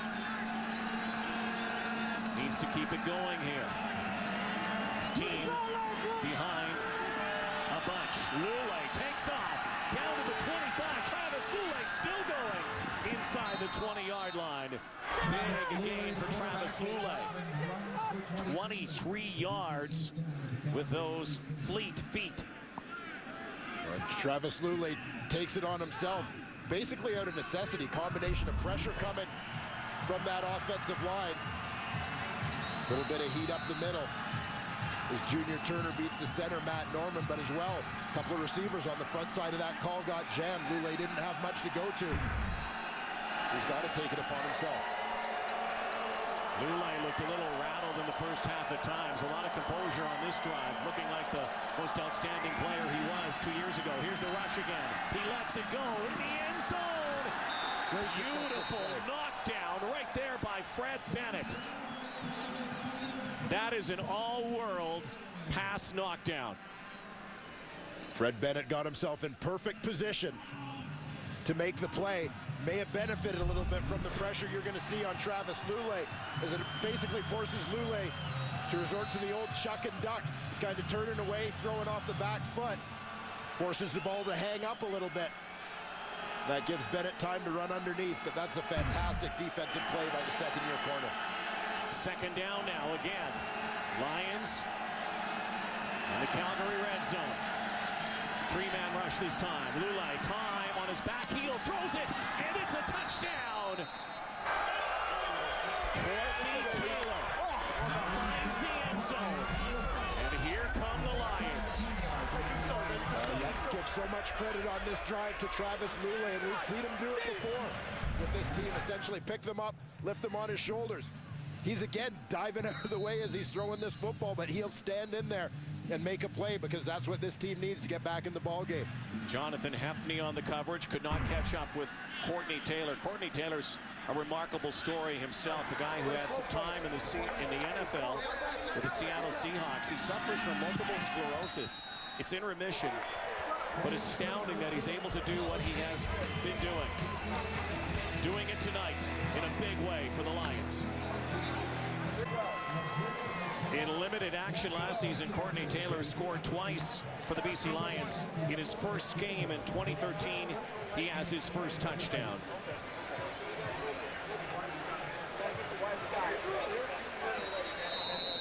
He and Manny Arsenault tonight have been the go-to guys for the Lions.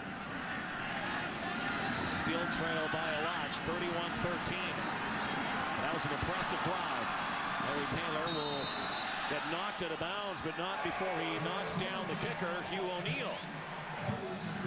And we'll take a look back at that touchdown by Courtney Taylor. And Jonathan Hefney, linebacker, he's got his eyes on Taylor all the way as he comes out of the backfield. Even with a little traffic in front of him, he stays with him, but he gets caught flat-footed just after he passes by the rub.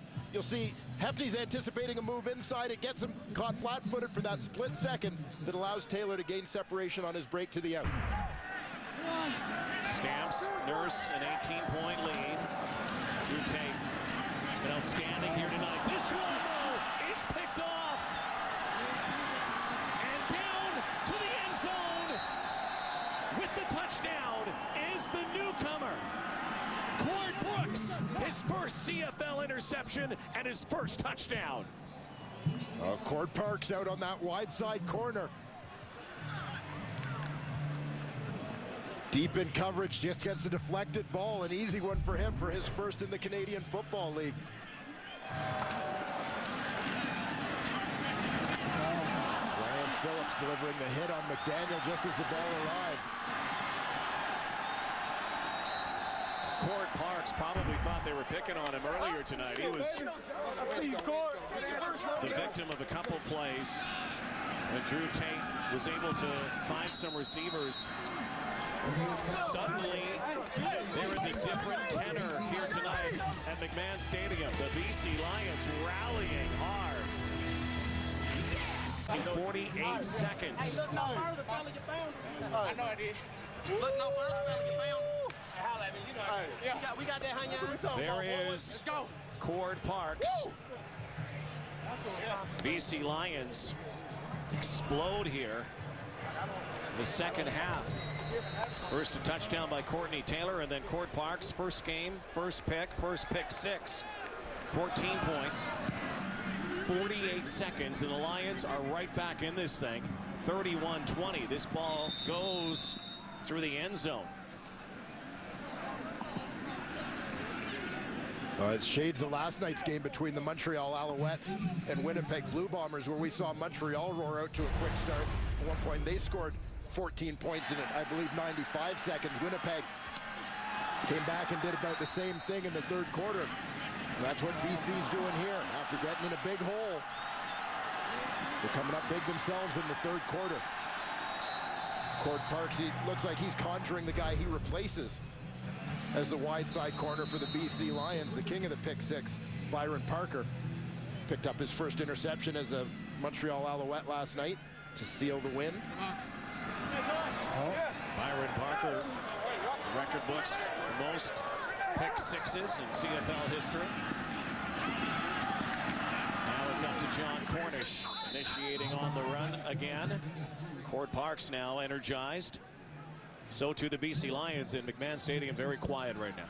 Well, Mike Benavides called it at halftime. He said his team needs to step up and make more plays, and that's what they've done so far.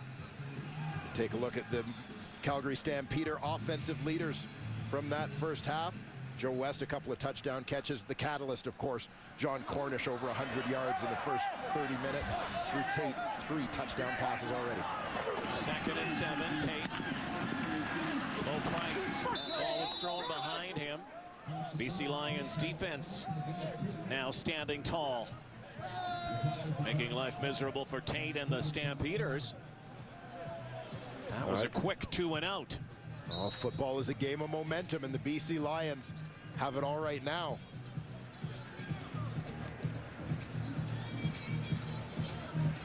Well, a BC Lion defense that was #1 in so many categories in the CFL last season. Points per game allowed, passing defense, rushing defense, most sacks. They looked a little humble in that first half. Come to play in the second. Lots of time left, though. Tim Brown's going backwards. Now He gets tripped up.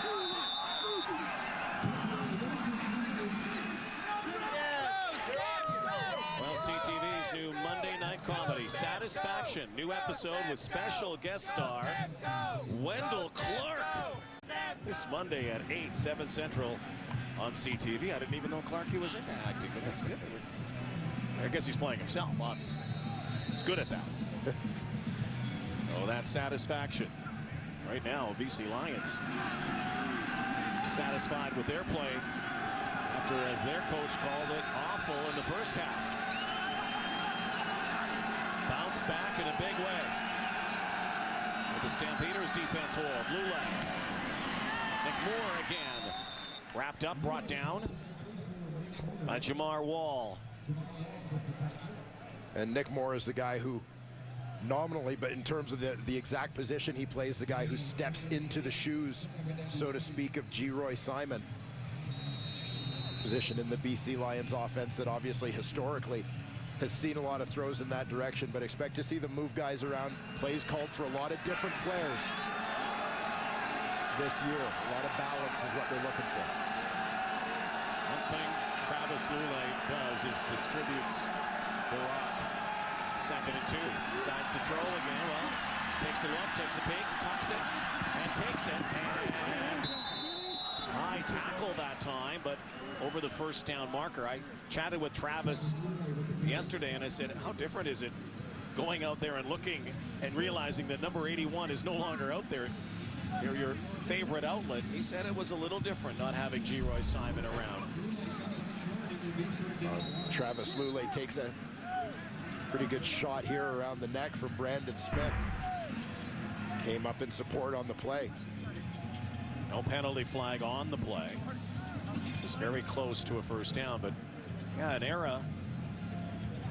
G-Roy Simon was locked in a contract dispute with the BC Lions, who then decided to make the move with the Saskatchewan Roughriders. A new era begins there for the guy they called Superman, who really, in so many ways, the face of the BC Lions franchise. This looks like it's going to be short of the first down. It will be 3rd down. Well, I think in a number of ways, the BC Lions started a lot of the transition last season. G-Roy Simon out of the lineup a little bit. They got used to life without G-Roy Simon a little bit. Andrew Harris ultimately ended up leading the team in catches. Sean Gore led the team in receiving yardage. You started to see a little bit more of that balance starting to occur. But I think we all look forward to seeing G-Roy Simon get that hamstring healthy and eventually make his Saskatchewan Roughrider debut. Will not play tomorrow against the Eskimos, so they will not go for it. O'Neill bobbled it. Again, no Paul McCallum tonight. Speaking of veterans not in the lineup, pushed out of bounds, Larry Taylor. Lions creeping back, down at 10 here in Calgary tonight on Wendy's Friday Night Football.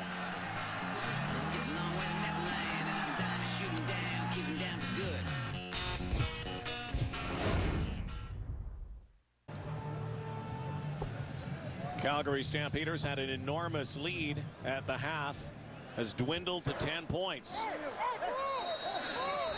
6.5 minutes and counting, 3rd quarter. BC Lions starting to assert themselves defensively. Tate delivers the pass, though. Again to Joe West. A couple of touchdowns here tonight, courtesy of Drew Tate. Drew Tate growing up in Texas. Pretty good athlete, I'd say. How many sports did you play in high school? Well, 3 at school, a couple more outside of school. Well, this guy, 9. 9 sports. Probably lettered in them all. He said he didn't go to too many tennis practices or swimming practices, basically just baseball and football practice. Well, if you've ever had a conversation with Drew Tate, you know he's a high-energy guy. Handoff, Cornish protects the football. High-energy guy, and you can see that the energy that he brings on the field. He eventually is going to be a coach someday. Here's a guy who's taken a very interesting path, not far away from Travis Lule's path, where, you know, you had to apprentice, you had to earn your stripes. He did. Last year, obviously, a setback with the injuries, but also a guy who has tremendous belief. And the coaching aspect comes from his dad, who used to be his coach in high school. In fact, his whole family into coaching. Cornish, good run again off the left side. Chopped down by Adam Bighill. We haven't mentioned Adam Bighill's name a whole lot here tonight. Here's a guy who had a ton of tackles last year for the BC Lions. CFL All-Star. And Adam Bighill is making a little bit of an adjustment to play that will linebacker spot. He, of course, played the middle last season as Solomon Elamimian. Look at that helmet. Well, you'd expect nothing less of Adam Bighill. May not be making a ton of tackles, but he's always butting heads. He's always involved in the play. Bighill, huge season last year.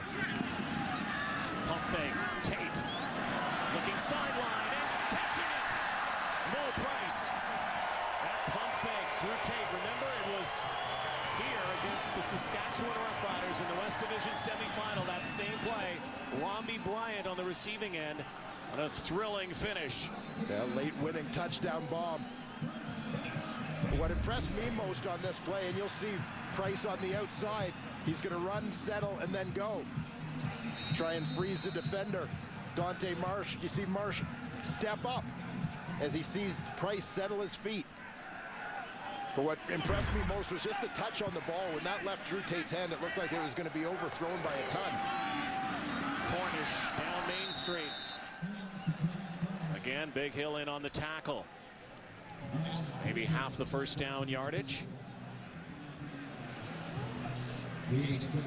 Drew Tate has not thrown a lot of footballs in his 7 years in the CFL. He was saying that he threw more footballs, more pass attempts in his last year in college than he has his entire year. So he's got a fresh arm. Yeah, well, a combination of waiting for an opportunity first in Saskatchewan, and then when he arrived in Calgary behind the great Henry Burris.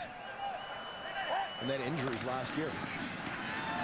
Tate again, and bringing it down. Out of bounds, Marquay McDaniel. Calgary rebounding from the quick 2 touchdowns by the BC Lions. One of the things that's been impressive about the Calgary Stampeders passing game here today, we've spent so much time talking about the BC Lions and trying to get some balance. When you've had a guy like Geroy Simon for so many years, you think about Calgary having success throwing the ball here today. You're seeing some of the newer Stamps receivers. Joe West, Mo Price making a lot of the plays. It's not all Nick Lewis. Again, Cornish adds to his healthy tally here tonight. Don't forget the Calgary Stampeders lost Johnny Forzani last year to injury. He's rehabbing that ankle injury and likely going to be back later this season, hoping to get back. Well, dealing with some injury issues among their Canadian receivers. Forzani, Chris Bauman as well. Fortunately, Anthony Parker had a very good training camp and looks primed to step up. 2nd and 3. Cornish gets the call, and he gets the end zone.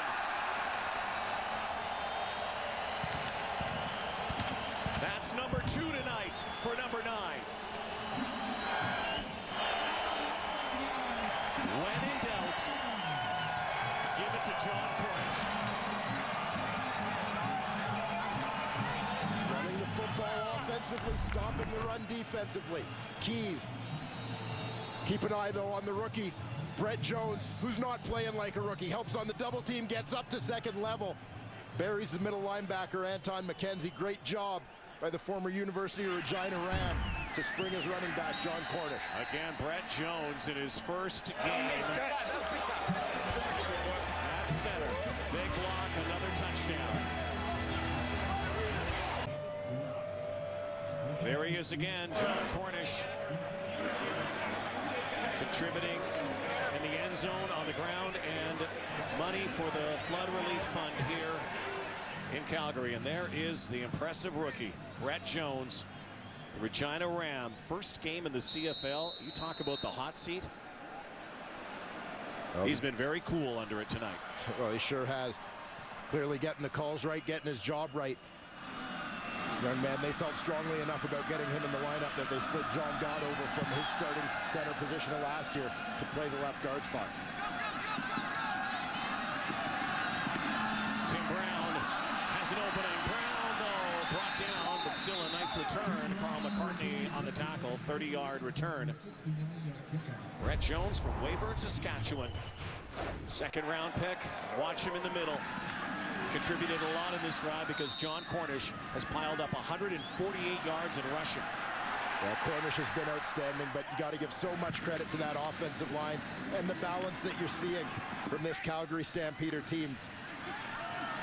Drew Tate had that bomb to Mo Price distributing the football, but John Cornish continues to be the centerpiece. Cornish tonight has accumulated as much yardage as he has in all 3 games last year. Nice connection that time. Nick Moore bringing it in, spinning it on the ground. Lions keep moving. Clock ticks down here in the 3rd quarter.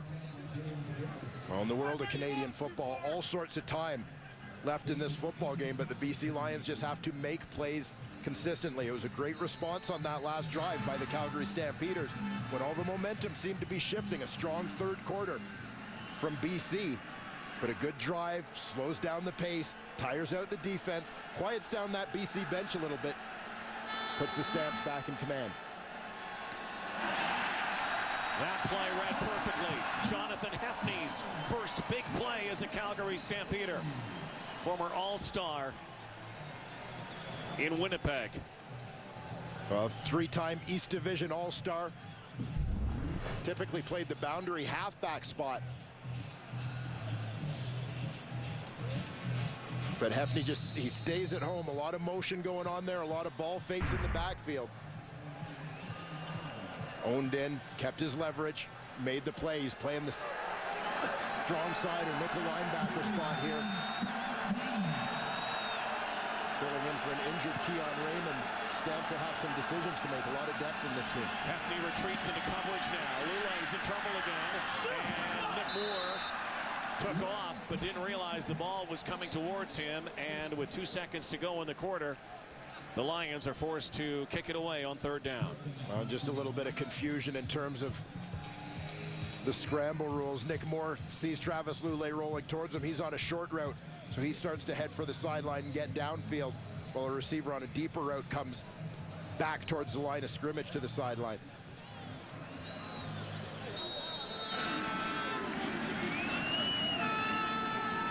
Again, the rookie in his first game, Hugh O'Neill.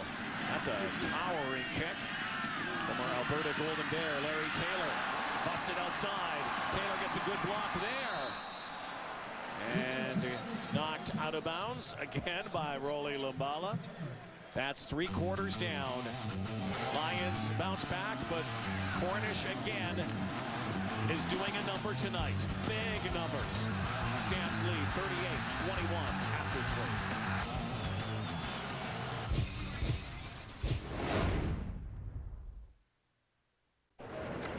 Couple of quick scores in that 3rd quarter by the BC Lions brought them back with the Calgary Stampeders. They come right back and score again, and they have a 17-point advantage heading to the 4th quarter. That's money usually for the Stampeders. They had a perfect, unblemished record last year when they were leading after 3 quarters. It's going to be very difficult for the Lions to come back if the Stamps keep giving the ball to John Cornish. Well, that's exactly it. You want to know why they were unbeaten when leading after 3 quarters. It's because they've got that running game, and we're seeing it. You saw that discrepancy in terms of the rushing yards. Calgary over 170 rushing yards in this ball game.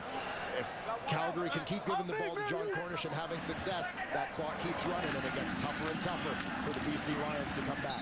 Cornish taking a breather this time, giving it to Matt Walter.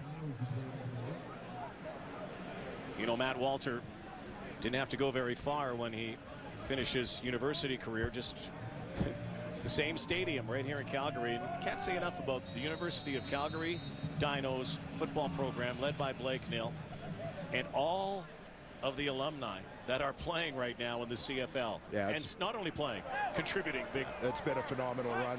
We talked about 5 guys from last year's team who graduated to the Montreal Alouettes. Drew Tate that time. Jinxed Walter. Can't bring it in. It's a great program here. Perennial Canada West champions.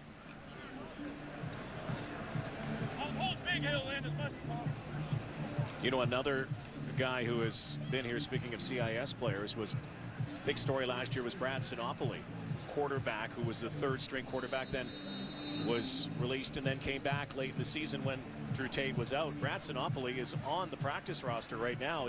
He's hurt, but talk to John Huffnagel. He expects to see Brad Sinopoli in a game as a receiver. He said he had an outstanding camp. Quarterback turned receiver. Tim Brown. Tim Brown has room here. Shakes one tackle, and he's brought down right there. 22-yard gain for Tim Brown. Fourth quarter, the BC Lions need a lot of points. And they're going to need some big plays, both offensively and defensively. A little bit of Tim Brown on special teams doesn't hurt either. Well, we haven't had a lot of sacks tonight, but this is last year's sack tally, brought to you by Purolator. Tackling hunger across Canada. Check. There are the sack leaders for both the Stampeders and the BC Lions last season. Karan Williams and Charleston Hughes 1-2 in the Canadian Football League last year. Lions doing a little bit more by committee than the Stamps did. They relied a lot on Hughes for that push up front. Last year, Karan Williams, as usual, hunting down quarterbacks. You know, the Lions and Stampeders, ferocious front fours, making some alterations. 1 and 2 in the CFL last year as teams. Lions no longer with Khalif Mitchell. In Toronto now. See Yannick Carter, former Hamilton Tiger Cat, making his way off the field. Number 48 in the middle of your screen. Pulls up and grabs that hamstring, and then adding insult to injury. Just gets drilled by D'Angelo Smith. Carter missed all of last season with the Ticats. Signed as a free agent here in Calgary, effectively replacing the retired Mark Pelix, for whom they had a ceremony at halftime here at McMahon Stadium. Another great CIS player, Yannick Carter, and Wilfred Laurier won a Vanier Cup. And the penalty flag flies. Interference call coming here against Brandon Smith will move the football immediately into Calgary territory. Yeah, and absolutely no argument from Brandon Smith on that one. He got tangled up with the intended receiver, Nick Moore, and tripped him up. Interference, Calgary number 28, automatic first down. 29 yards gained on that penalty. Still loads of time left here in the fourth quarter. Season opener, curtain raiser for both of these teams.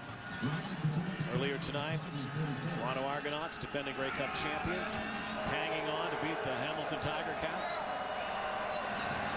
Great game at Rogers Center earlier tonight. Lule fires over the top, and Jonathan Hefney lays a lick on Sean Gore. Well, Travis Lule took a pretty good lick himself from the newcomer at defensive tackle. Micah Johnson, number 93, comes right up the gut. Spin move hits Lule in the face as he throws that football.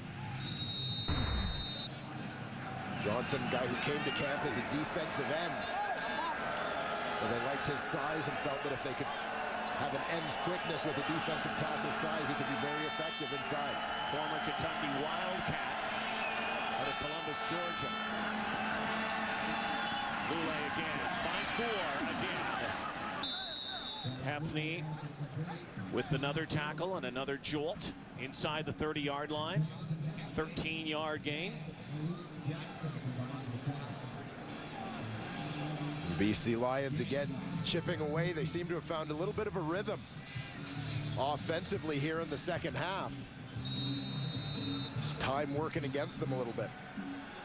These two teams with their prestigious defenses notoriously score a lot of points against each other. They did last season, they did in the Western Final, and they are doing so tonight. Kind of a wishbone formation, and Lule looks to take off and throws to the end zone, and again tripped up in the end zone. No penalty flag As Lule got rid of it, that was a dangerous toss, though. Fred Bennett was right there. Well, it looked like Nick Moore, the receiver, just misread the ball as Lule threw it. He thought it was going to go deep behind the receiver, or behind the defender. He accelerated when he needed to come back to the football, but just misread it. You'll see him accelerate to try to take off behind Bennett rather than cutting underneath him. Second down and 10, a key one here. Lions have to find the end zone. Now the Arsenal, top of your screen. Marco Iannuzzi in motion, so too Sean Gore. And a penalty flag. Looked like some motion at the line. A quick start there.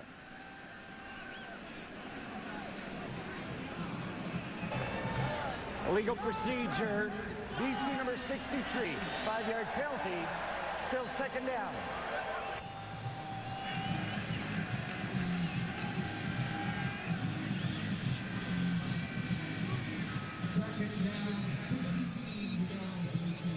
Moves the ball further back.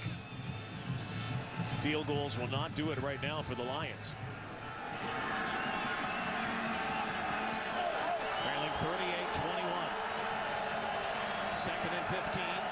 Lule will change the play. A rough first half. Lule now steps up, and the ball is incomplete. And the man in the middle, Juwan Simpson, perennial tackle leader on this Calgary Stampeder defense, gets a hand on that one. Field goals won't do it, but they'll bring Hugh O'Neill out. Simpson just drops into his zone as Lule steps up, reads the eyes, knows where the ball's going. So we'll watch the hold this time. Thomas DeMarco is out. Hugh O'Neill, this is his first field goal attempt in his first game in the CFL. Missed a convert earlier. Comes near the 40-yard line. Here's the hold, here's the kick, and it is up, and it's good. The Lions chip back. The bearded one, his first three-pointer. The CFL on TSN is brought to you by GMC. We are professional grade. Western rivals, two of the premier teams in the CFL the last few seasons, head-to-head again. The game tonight riding some serious emotion, significance, certainly for the residents of Calgary and southern Alberta. Stampeders dedicating this game to their fans and the people in this province.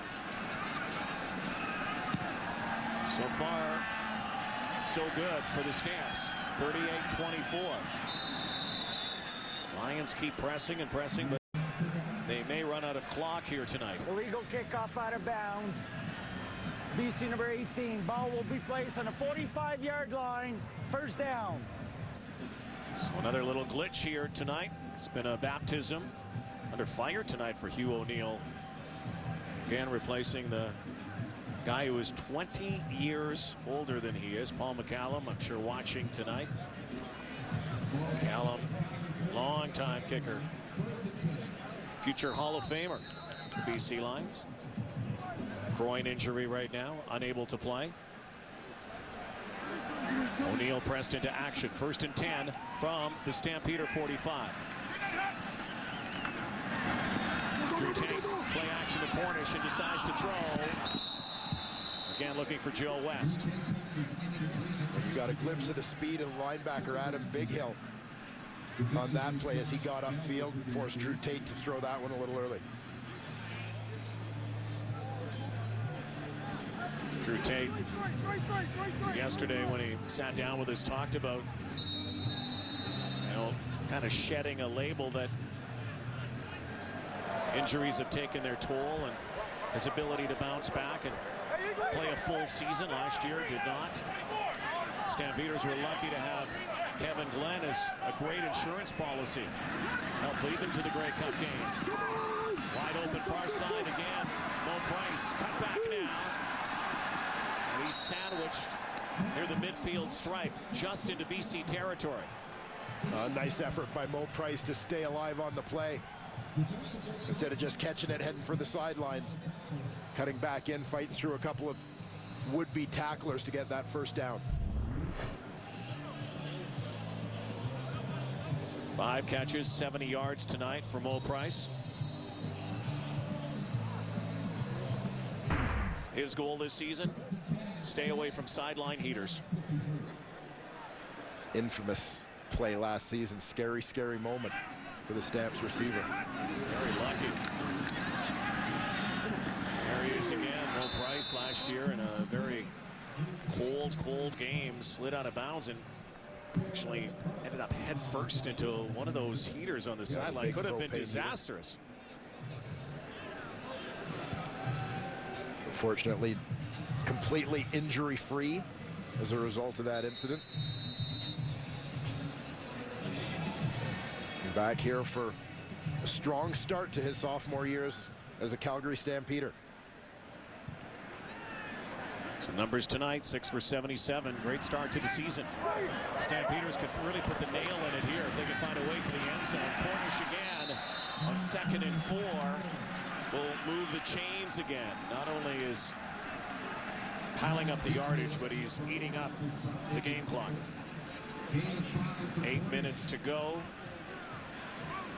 2-touchdown lead for the Stampeders.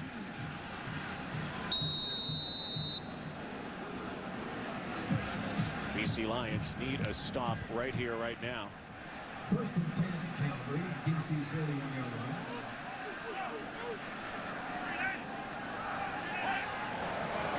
Here's the pitch again. Cornish. Look at the way he hangs on to that football. Lions trying to strip him of it. This is why he was nominated as Most Outstanding Player last year and why he won Most Outstanding Canadian. That his 21st carry of this football game, significant when you look at the numbers that John Cornish produced in games last year where he had 20+ carries, averaged 149 per game in those 4 contests. 160 tonight on 21 carries for the Stamps running back.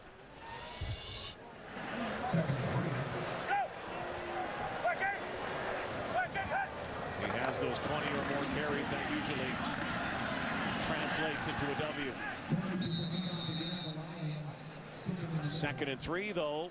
They stuff Cornish this time. It will be 3rd down and 3 yards to go.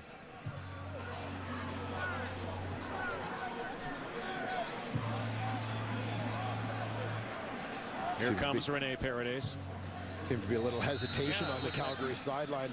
Just waiting for an official spot. Paredes, long yard. Guy was money last year, Dwayne. 93%. Yeah, fantastic year for Paredes, and they're counting on him to hit this one.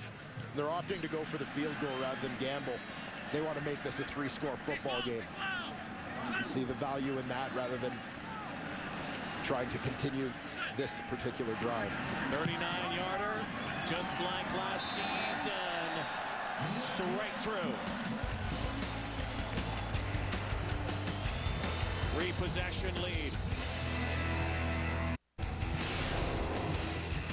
The CFL on TSN is brought to you by Wendy's Berry Almond Chicken Salad. Wendy's. Now that's better. First Wendy's Friday Night Football of 2013 earlier tonight. Defending Grey Cup champions, the Argos over the Ticats. 6 minutes to go. Calgary Stampeders poised to put up a W against the BC Lions. Travis Lulay goes down. Charleston Hughes is galloping, Gangnam style. And who else but Charleston Hughes, so quick off the line, number 39 for the Stampeders. Clearly a confusion there in communication. The rookie right guard, Kirby Fabian, and his right tackle, Javon Olafioye. Fabian didn't get out to him.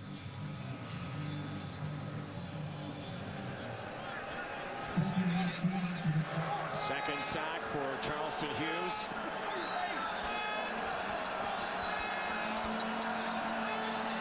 Second and 18 for Lulay. Low snap, trouble again, and buried again. Guess who?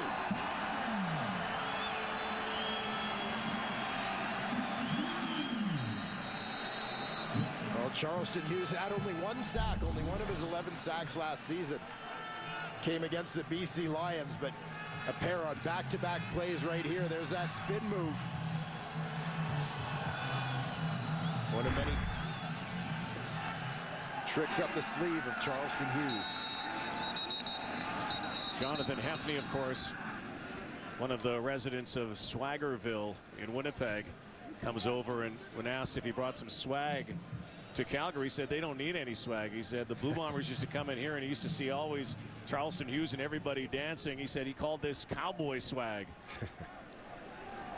And they are dancing tonight. And we see another perhaps future element of that defensive line, big Kevin Huntley, former Toronto Argonaut, added to the Stamps practice roster this week. O'Neill. Larry Taylor's had a couple of nice returns, not this time. No yards call on the play. Time winding down. The season opener for the Stampeders and Lions. Stamps rolling.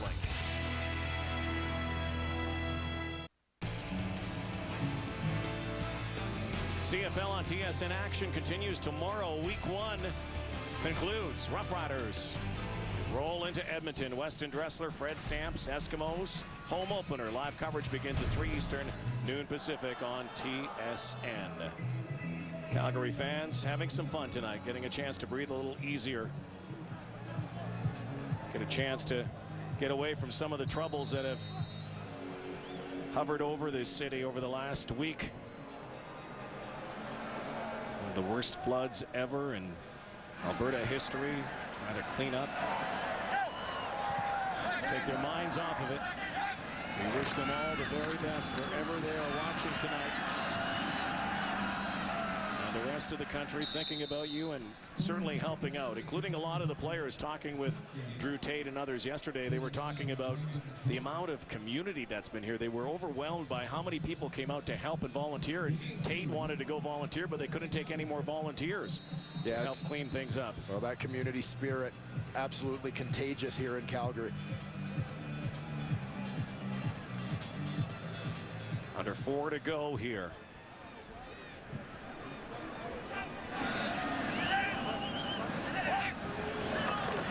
There's the rush. Tate, far side. Hauling it in is Jabari Arthur. His first catch. Some nice moves. Seldom used Jabari Arthur. Just 7 catches a year ago. First catch of 2013 for 15 yards. Well, the Calgary Stampeders just rolling here offensively. Everybody getting involved. And you look at that stat at the bottom. Points allowed last season, the most by the BC defense, 41, week 18 against these Calgary Stampeders. The exact number that the Stamps have put up on the board here tonight. Was a harbinger as well for that West final. And I think this is a rivalry we're going to see a whole lot of. See this continue to develop over the course of the season. I think it's one that really began when John Hufnagel took over this Calgary Stampeder team back in 2008. John Cornish right, John Cornish left, John Cornish up the middle tonight. What a night. 170 yards plus rushing for John Cornish. A sensational start to the season. John Cornish was a tough Grey Cup for Cornish and the rest of the Calgary Stampeders. But if week 1 here is any indication, they're bouncing back in a big way. 3-minute warning. Stampeders looking for win number 1. Charleston Hughes been doing the Charleston here tonight in Calgary.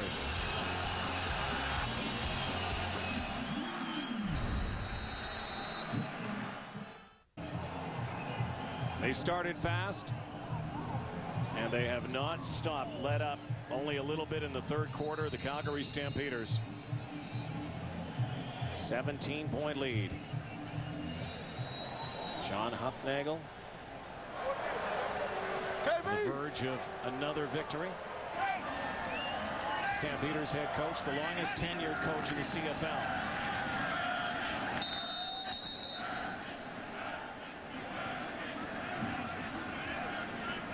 Now with 2.5 to go, and barring some miracle by the Lions, unlikely here. Rene Paredes to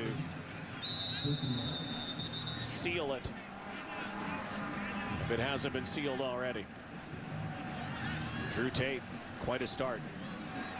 Guy on a mission this year.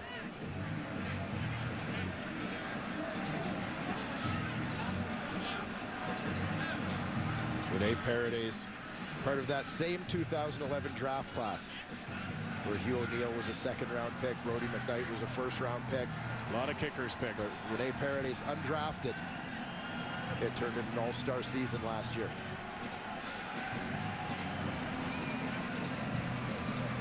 Right place, right time, right team. There's Hugh O'Neill.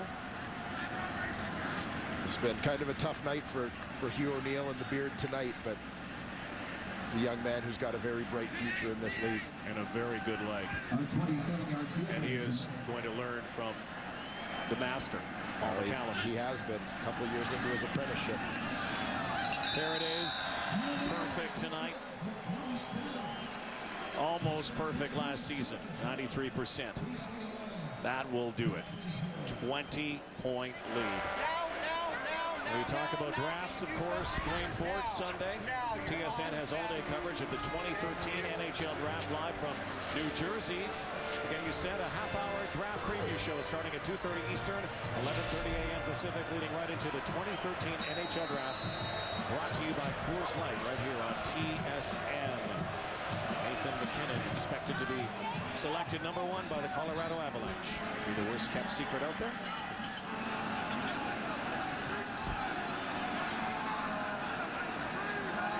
Always a lot of intrigue. Could be some deals made as well. A lot of big names being mentioned. Lule, better hook slide. Last thing you want right now, even though you never know in the CFL, but last thing you want is having your starting quarterback take a big pop here. The waning moments. Yeah, Travis Lule, he's a guy who's always going to play hard till the final whistle, regardless of score, and is going to lead by example. That's exactly it, Travis Lule. He's got to play smart. It's a long, long season.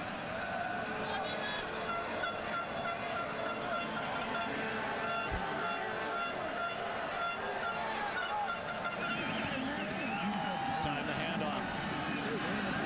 A name we hardly mentioned all night long. Andrew Harris. Well, particularly when you know how committed Mike Benavides was to trying to run the football. They got behind so much. Well, I think that sometimes becomes an excuse. They did get behind early, but there's still a lot of time left in this football game. Those are numbers we don't expect from. Yeah, Andrew Harris, just 4 carries in this ball game, 16 yards.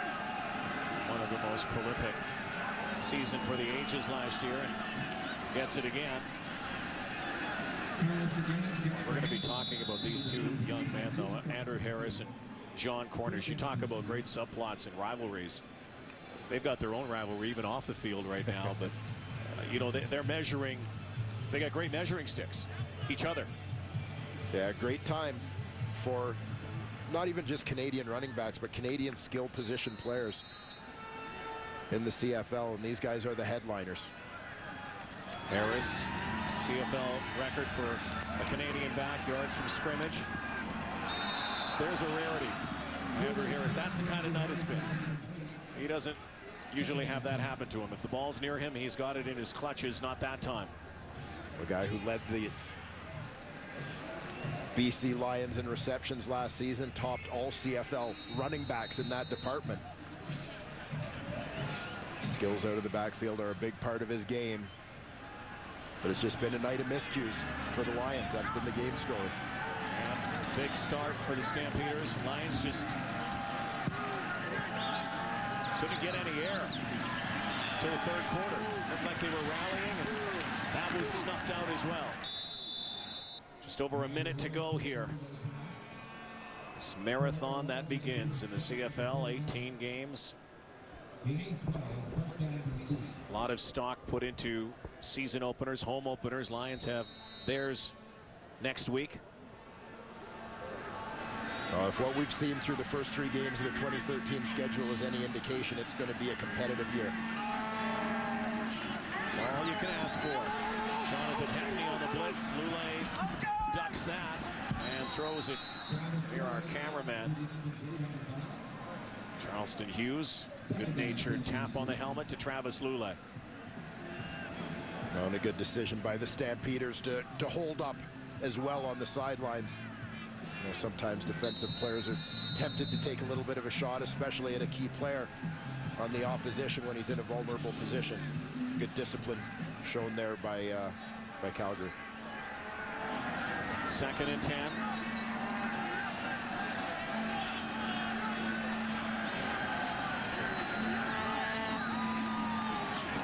Clock ticks away.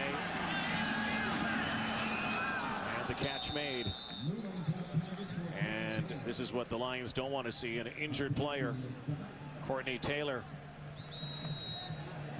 had an earlier touchdown tonight.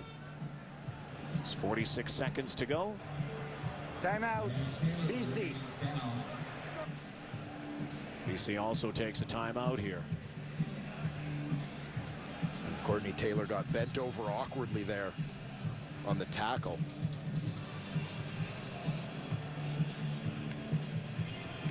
But again, if you put a lot of stock into season openers, it's not really how you start, as you know, Dwayne. It's how you finish. Well, it's been shown time and time again in this league, the most critical time of year in terms of building that momentum towards the playoffs can be those final 6 weeks. We've seen a lot of big turnarounds from slow starts. You don't want to get behind the 8 ball a lot. Lions had that happen a couple of years, rallied back. But BC since 08, 2-3 in season openers. Calgary 3-2, and again 2 powerhouses in the West. Lule dances around, and flag flies. That's a holding call. This will come back anyway. And again, Lule just held up there and goes over the signage. That's still going to come back. Holding BC number 68, 10-yard penalty, still first down. For the Lions tonight, though, we talk about their offense. They still put 24 points on the board, but it was their defense and their inability to hold as well in that first half, something that Mike Benavides is not accustomed to seeing. No, I mean, at no point in this game did they ever contain John Cornish and stop the run. That's going to be a key. We've said it enough times over the course of this football game. They are missing a key cog. Solomon Alamimian will certainly make a difference. Lule whips one to the far side. Final 30 seconds. Emmanuel Arsenault, who got the Lions on the board, back in orange and white again. He certainly is going to be one of those go-to players for Travis Lule. You saw a couple big plays from Emmanuel Arsenault here tonight, but bear in mind, this is a guy who's barely played over the last 2 years. He's only played 3 games, and it only had a couple of professional seasons up to then. Emmanuel Arsenault is going to get better as the year goes on. Should be a big threat in this BC offense. Yeah, his time in the NFL spent just 1 catch for 10 yards. Lule again. And nice catch. There he is on cue. Arsenault now close to 100 yards receiving in his first game back with the Lions. He comes up looking like he's favoring a hamstring there a little bit. Over 100 yards now for Emmanuel Arsenault. Limps back to the huddle.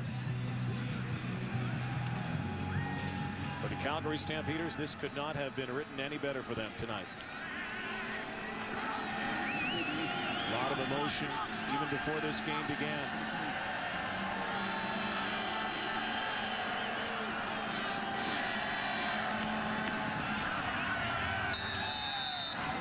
And close to the 5-yard line. Akeem Foster, first catch of 2013. Getting some playing time late in this game. Well, some very good young Canadian receivers on this Lions roster. Sean Gore, Marco Iannuzzi, Akeem Foster. Ratio changers. and their second-round pick this year. S.J. Haidara starts the season on the injured list. Sean Gore should score. He does. 1 second left on the stadium clock. Way too little, way too late, though, for the BC Lions. Still a little rhythm. Well, as they head towards their home opener. Yeah, you're looking for positives when you're BC right now and want to finish strong. Sean Gore starts in that backfield. He's just going to head out to the flat. Akeem Foster out in front with the nice block. And he goes. 1 second to go. Why not? Lions will go for 2. Well, this is about the possibility of point differentials and playoff scenarios later in the year.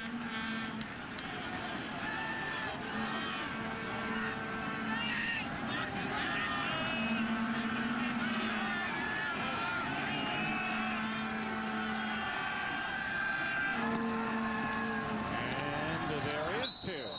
Nice drop by Nick Moore. Yeah. Still 1 play to go, though. The clock, of course, does not move on a convert attempt. 44-32 makes it more respectable. There were flashes for the BC Lions, more so on offense than on defense in this ball game. The line of scrimmage in particular on offense, though, is where they're going to need to get things cleaned up, and a lot of that is, again, going to come with experience and with players becoming more familiar with each other. I mean, they barely coming out of preseason here. A lot of these players did not play in the preseason, so shaking off some rust. Built-in excuses, of course, but you really don't start to see a team start to gel until really the third mark of the season. 5-6 games in. Well, when you look at that unit, you've got Matt Norman with half a season under his belt at center, replacing the most senior guy on their team in Angus Reid. You've got Kirby Fabian playing his first CFL game at right guard. You know, one of their top offensive linemen, John Hameister-Reese, still rehabbing. Hasn't been with the team at all this season.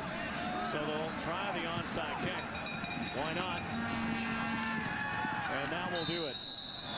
They have played 68 home openers in the history of the Calgary Stampeders football club.